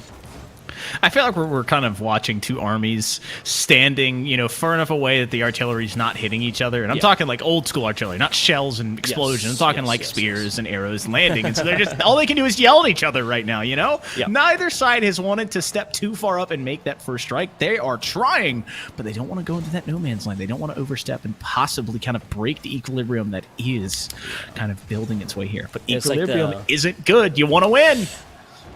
That might have been it. Driver J is way too far away on this one. This might actually come back now. Okay, so we're going to go back to the middle of the pitch. But yes, like 2 dogs kind of posturing up right here and both barking at each other, but neither willing to enter that middle space. I'll mess you up, man. I'll mess you up. I'll mess you up, man.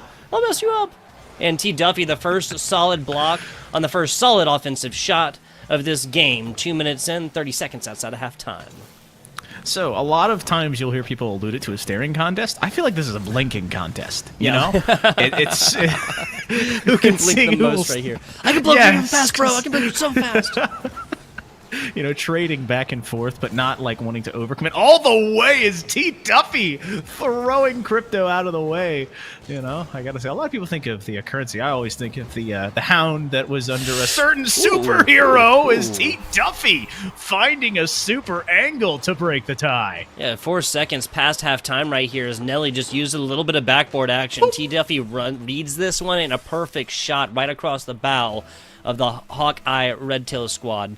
Whenever I think Crypto, I think the character in Apex, right? Like the Apex Legends. I'm glad we see different things like that. That's always, you know, the great scene of the different, you know, You views said it was of a life. comic book hound, or the dog, the comic book character's dog?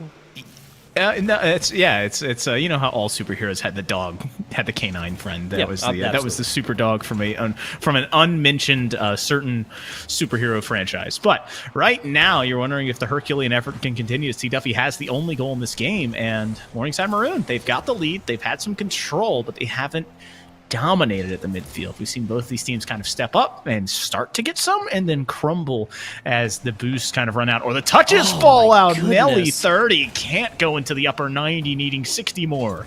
Yeah, so I was going to... Well, a lot of math right there. Jeez Louise. Let me get a calculator out right quick. Excuse me. Hang on. Calculator.exe. Okay, activate. Okay, all right. Yep, that math checks out. Math checks out.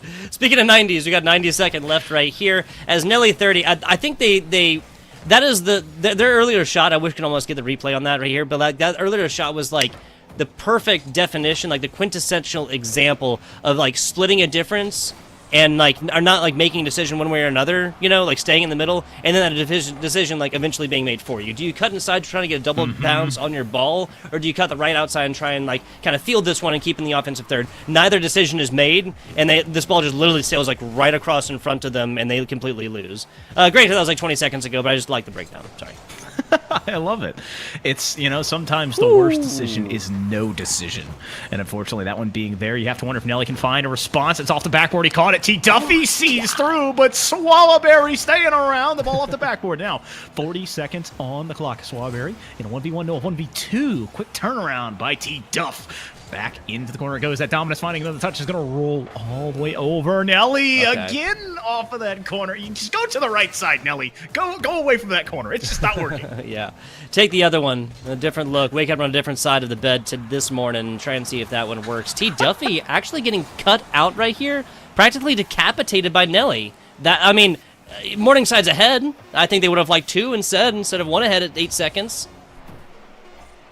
Well, 6-5-4, the ball bouncing back Whoa, down. what? Morningside catching him sleeping, and Nelly post. Wow. Sends it to the office this time, and that one signed, sealed, and delivered. This is like 2/3 of the way down pitch as well. Like, yes, Hawkeye are losing, but no, they are not like just getting embarrassed by any means. And okay, sorry, I realized what this was. These Hawkeye players were playing like super offensively because they knew they were down by 1 and had to keep this ball aloft, and they kind of play it afterwards. They poured everything into offense, knowing that they're going to fall at a 1-0 scoreline, and so it's just like that just kind of makes sense. Like logically, it makes sense. You know, 0-1 is a loss, 0-2 is a loss. Pour it all into offense. Don't leave a man back because. You know what? You're already losing at that point. Why do you need a everything goalie? you can. Offense. Yes, exactly. Pull the goalie. Yeah. If you watch hockey. And a great quote that I got a long time ago, FBI talk about, and I want you to take this with a grain of salt because it was from a solo queue teammate. Okay. Losing by 2 and losing by 3 is the same result. It's still an L. Yes. And so you have to pull out all the stops, and losing by 1, they could. That stings. You know, because you get that volleyball play at the end, right? You just keep the ball aloft, you can technically keep it. And therein, like that one simple saying rule. There's a chance. Yeah, exactly. Exactly. Like, you know, get the Zach Galifianakis meme with all the numbers running, like, okay, what do I need to do? Pick up the goose, right? You know, all that. It's the first time that some Rocket League players will even like slow down and be like, okay, what do I actually need to do right now instead of just reacting? Kind of funny. But I really think that the volleyball situation between 0-0-0 in a formal overtime situation, you know, keeping this ball aloft, kind of volleyball type status, really makes for one of the most interesting rules within any esport whatsoever, because it affects the time, right? Like you immediately go from a very finite resource in time to a technically unlimited resource, right? And right before you go to like the less restrictive unlimited resource of time, which is like the formal overtime situation, but still the same golden ghost situation. Sorry, I've been ranting. No, you're good. Just keep streaming right ahead, because I mean, I enjoy listening to it, and everything you're saying is not only true, but it's poignant. It's what this game is built about. It's having a finite time to do things, but then the opportunity, the skill expression, the option to extend a game possibly up beyond what it should be. Giving a chance to put, a light in the darkness, a hope for the hopeless, and an opportunity for those who haven't seen it all game. Batman quote? Was that Batman Begins? Or no, Batman... I have no idea. Okay, yeah, the hope for the hope. I think so. I think we're half a quote into this one. Back to the middle! Nicely done, Crypto. That's just feels bad, man, for her, for Nelly and for their teammate right here, because they're literally just both getting a front row seat to this one. Yeah.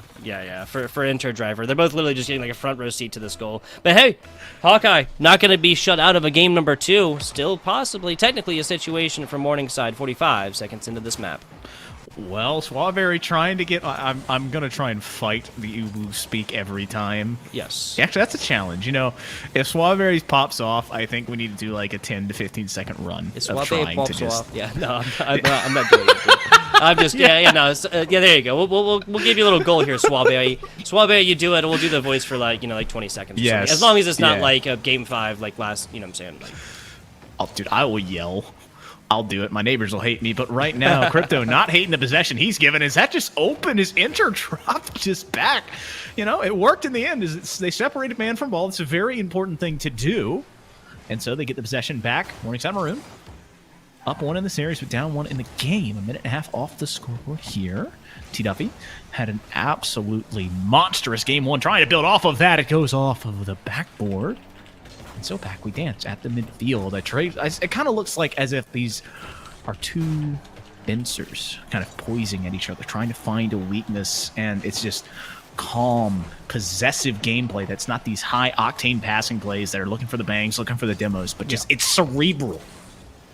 It's cerebral. I mean, that is Rocket League, right? Like it is the, again, kind of like a pinnacle example of fast reflexes mixed with just like don't think, really. You know what I'm saying? Like you have to react, and in that way you play enough Rocket League, it just becomes like mechanical, like, right? Like, oh, this happened, now we have to rotate. Oh, this happened, now I go for demo. Oh, this happened, now I go, oh my goodness. I was gonna say, oh, this happened in your Crypto, now I have to score on my own goal. That doesn't happen, thankfully. We were about to watch that one crash into this goal. Oh, what a pass. And that would have been terrible if it had happened. But halftime right now, Crypto, fantastic job taking it out in front of Nelly 30.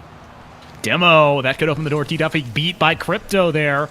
And so the possession stays on Hawkeye's side. The Red Tails up by 1 in the game, but down 1 in the series. As Swallowberry, backboard play, it's going to try and catch it on the near post. No, opting to let it fall. Kind of got caught in the middle there as Lucky Bossman was very lucky there at midfield as that one found its way to his car for a little bit of a reset. So 125 seconds left in the tank here in game number 2. And Morningside Esports Maroon a bit disjointed on the offensive side. They have slowly dried out, almost like a watering hole in the dry season. Just need to kind of get back to where they were in game 1. Yeah, exactly. A little rest for the weary, and that's going to come in the form of Driver J sending one home after the Hawkeye squad were simply trying to flock around on this one. Like, Swawberry is just looking for a second hit on this so they can start their own offensive with a little bit of momentum behind it. I just love the thinking of, we're like, all right, we need this offense stuff up, and it's physically and actually, literally, enter Driver J as he enters and says, oh yes, I'm still here, I'm still here, as Nelly looking for that one, trying to assert themselves. T. Duffy, backward play, wants to go near post, and Crypto quick to shut it back down. So 90 seconds left on the board, 1-1 apiece in a 1-0 series. 85 seconds left, like you said, 1-0 series, but tied up right now, 10-10, 0-0, 1-1, it don't matter. There's a score difference of nada. T. Duffy, left side, Crypto, gets us a big hit over on the side as Swawberry does get taken out. Nelly rounding around the right side, Enter Driver J tries to go for the twofer, not going to happen. Another offensive attempt here for the side of the Hawkeyes as we hit 60 seconds. remaining. T. Duffy, 50 hard in the corner. Lucky boss man. No boost here. Trying to stay optimistic. That's a back pass. Physically with the rear of the car. Demo coming through. Interdriver wants to get to that one and caught both defenders sleeping. And so Morningside Maroons scoring 2 unanswered to now find themselves with a lead. So neither this might have. I mean, I don't want to theorycraft too hard right here now, Foof, but was this just both members thinking like a miscoordination, a miscommunication? Like one of them stays down, one of them stays up, and both of them thought they were the player that stays down and doesn't go for it? They were trying to do a car stack, and both doesn't matter. forgot they were on the bottom, but it doesn't matter as Crypto. So we have Inter J with 2 goals. Crypto Hampter getting a second goal here, and so the Hawkeye CC Red Tails, that is a mouthful, tied up at 2 apiece with 42 left. Nicely done. Hawks are circling right now, 42 seconds left. What do? Eventually, I think about 15, 20 seconds from now, you'll see both teams get super defensive, and we're just going to push on to another overtime type situation. Boo. I mean, that's generally what happens. You can't... What is going on? So we got a chip all the way down from T. Duffy. Got the old 9 iron out, and then Nelly signing off on the PowerPoint at the very end. I mean, physically, just the softest kiss to put it in. I just don't understand. There wasn't even an attempt on the defense on the other side. Yeah, right? Okay, well, if the theme follows, then Hawkeye are going to do the same exact thing in about 8 seconds, so... T. Duffy missed? No, okay. I was going to say T. Duffy missed and then just bounces literally all the way. Okay, yeah. So Morningside puts this one away. Excuse me. It's not over with yet. It's 2 seconds. It's 21 seconds, 2 goals. But, I think the past 2 goals have taught a terrible lesson to the side of the Morningside Esports Maroon. And that is basically, if they send this ball high on goal and they really just kind of escort it area a little bit, there's only 2 players, kind of one on Hawkeye, that can get up there reliably and do that aerial acrobatics. And we just saw that. It's Swabberry. So I have a question. At what point does it teeter the line between aerial acrobatics and aerial antics? I'm gonna say acrobatics is more of a coordinated thing, whereas antics is they're back at it again. Those crazy those G Willikers octanes up there. Like you shake your fist at the sky. Oh, darn it! It's flying upon you. Ah, darn it! All you aerials. All those antics up there in the sky, you know. I'm an old man. I can't do this. I can't do what these young people are doing. You know what I'm saying? I can't do. I got those. I'm still in control and whatnot, but I got those old man hands. I can't quite get the aerial stuff done. You know. But obviously they can. Morningside Maroon putting away game number 2. Same score difference of 2 right here, but Red Eyes are gonna put up scores. The major difference here, Foof, and I'll ask you if you think this is really going to be a difference coming into Game 3, is that Red Tails came forward and scored first. They really were competitive for a lot of this game. It was just always about that tying factor for Morningside Maroon. If that tying factor doesn't come through in a game number 3, we could be looking at a longer series. The big thing that really matters is you have a team that is undefeated. They sit at 3-0 in series, and they sit with only a single loss on the season in games. 3-0, 3-1, 3-0. Whereas on the flip side, team still searching not only for a first series win, but for a first game win.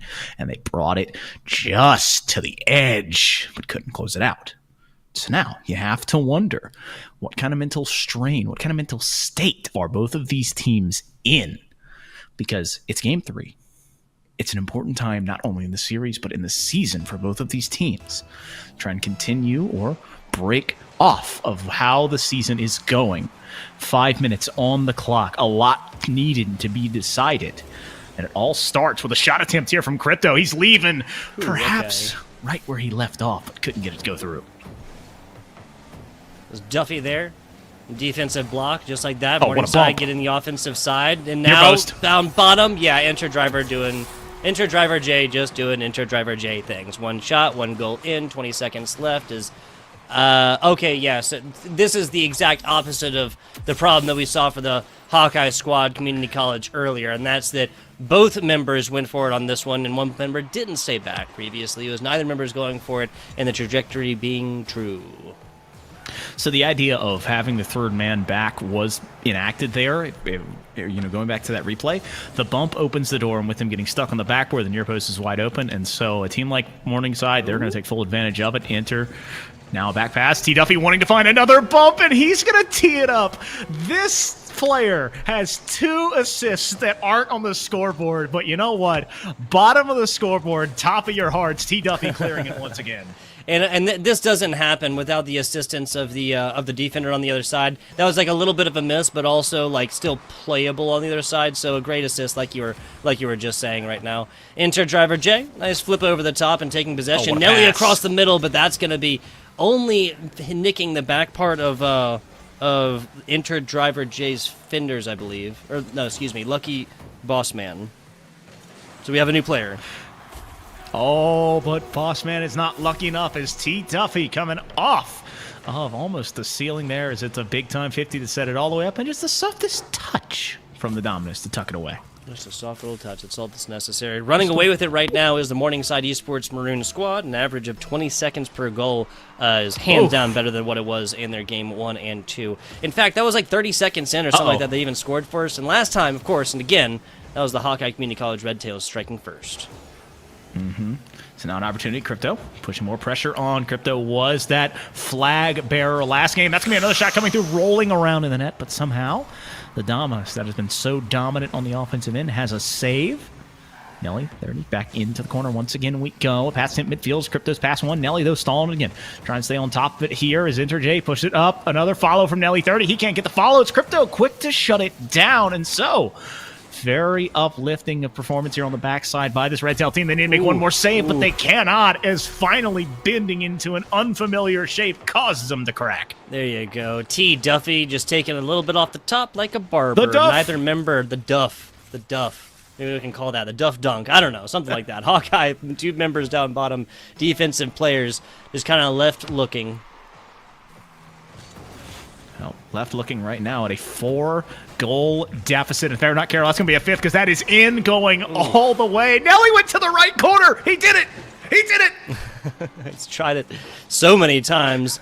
Well, I mean, this is like a technical own goal, but Crypto has to play this one regardless. Right corner. So, doesn't matter. Yeah, exactly. 5-0 right now. Not even at halftime quite yet. Looking brutal right now. Looking like a little bit of a runaway. Looking like our game 2 between Louisville and Defiance earlier.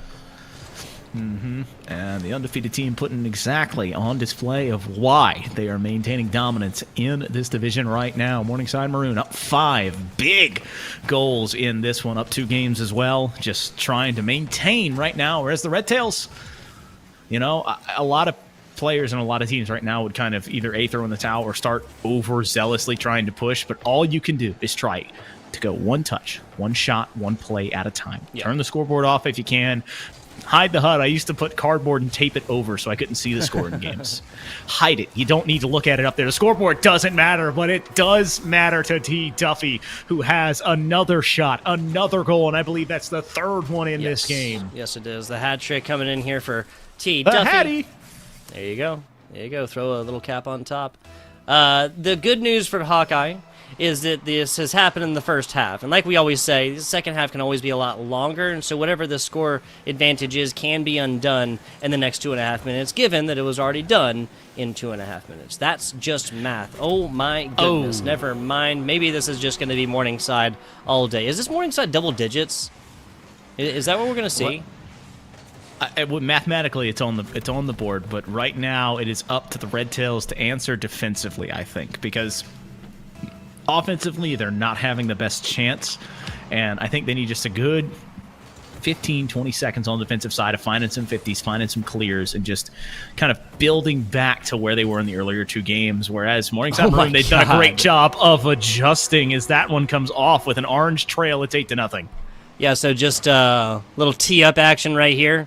Crypto kind of, Crypto hitting that, but they're just trying, you know what I'm saying, did not anticipate the right side kind of pass, just puts it right off the bumper. 2:10 left, Morningside all day.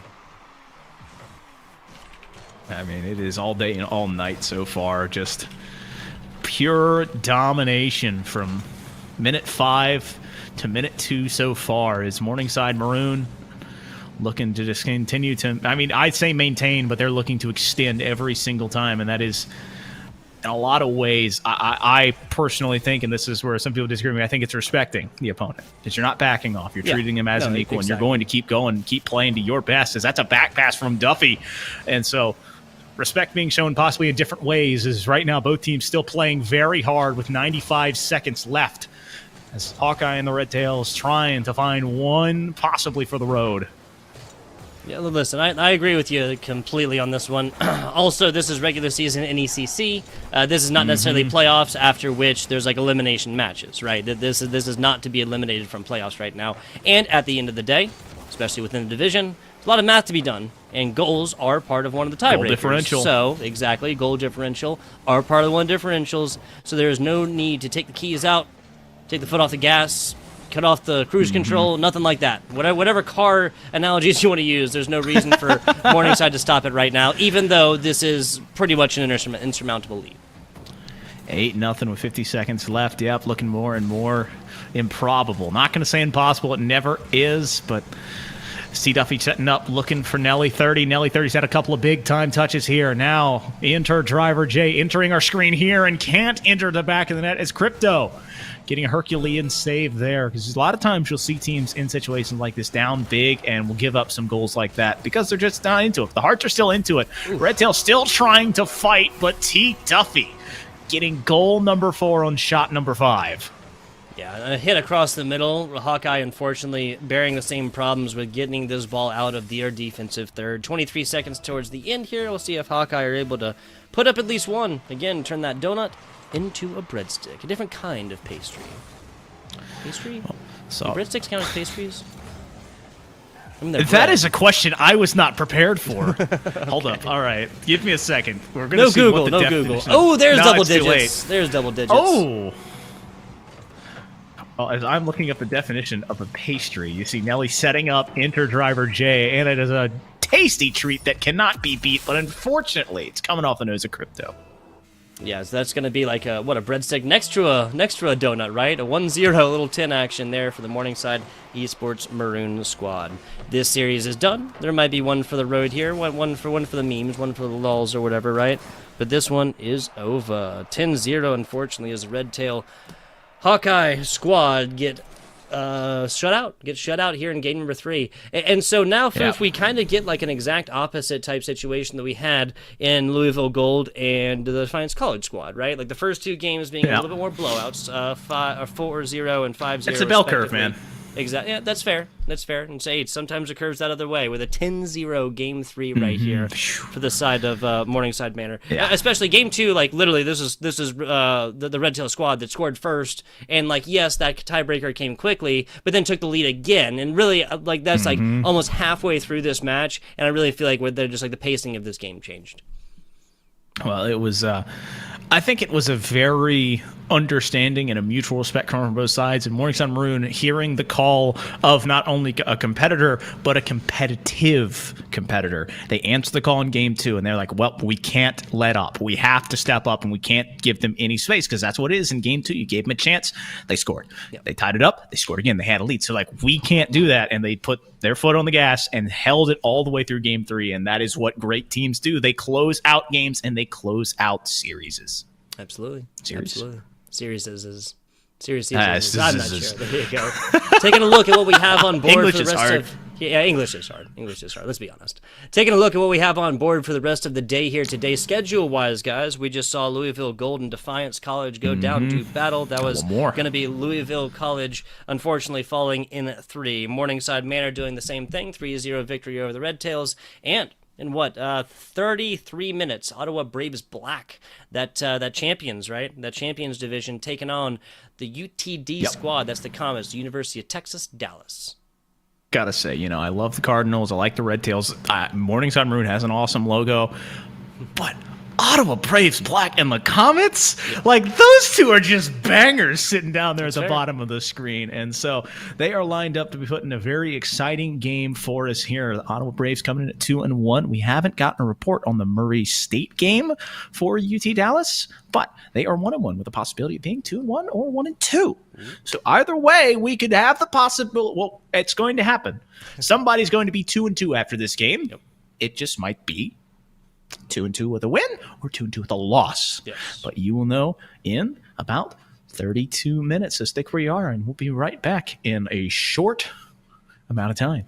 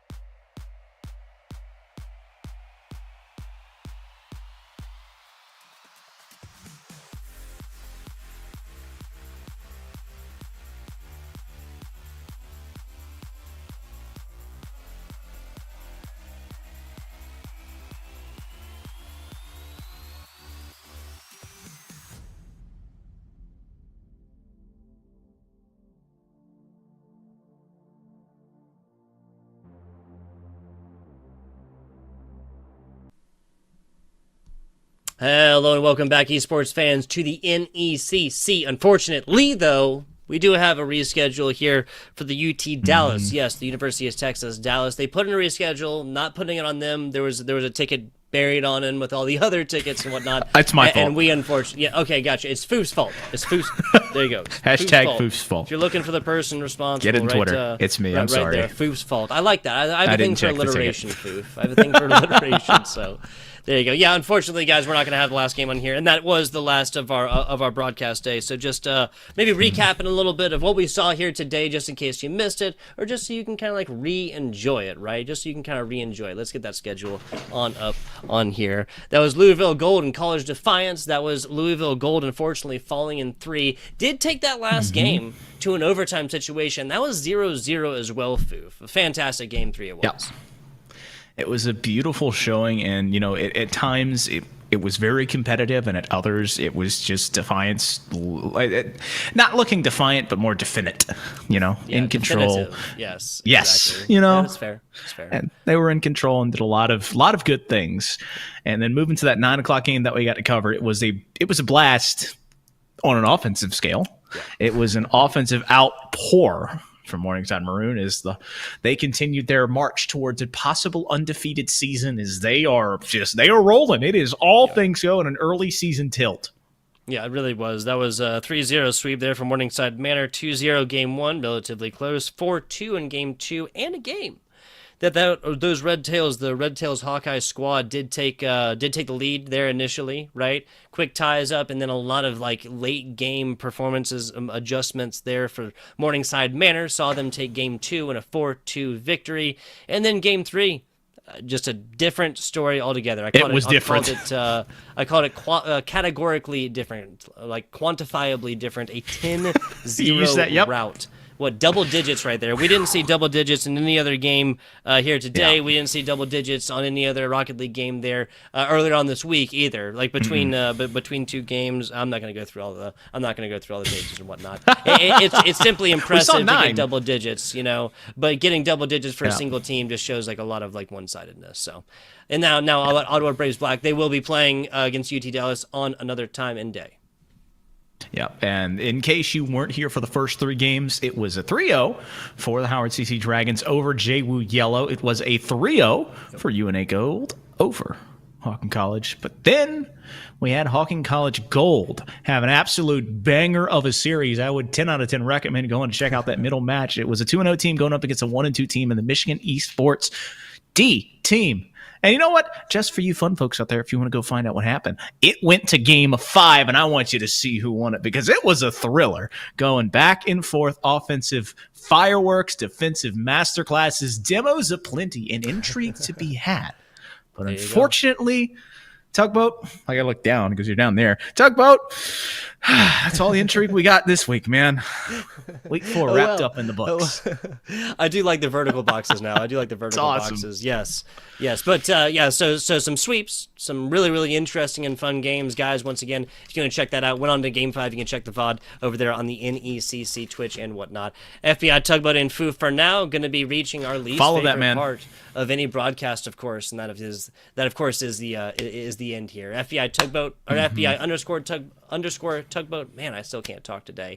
That's going to be where you can find me on everything. And Foof. I got to say a big shout out to behind the scenes, obviously for Tugboat putting up with me for so long, but Storm Warrior coming in and rocking the MVP performance on the production here. And a shout out to NECC and to you at home. Thank you for joining us here. And thank you for making NECC what it is today. Yes. Appreciate you. Love you. We're going to see you next week. Goodbye.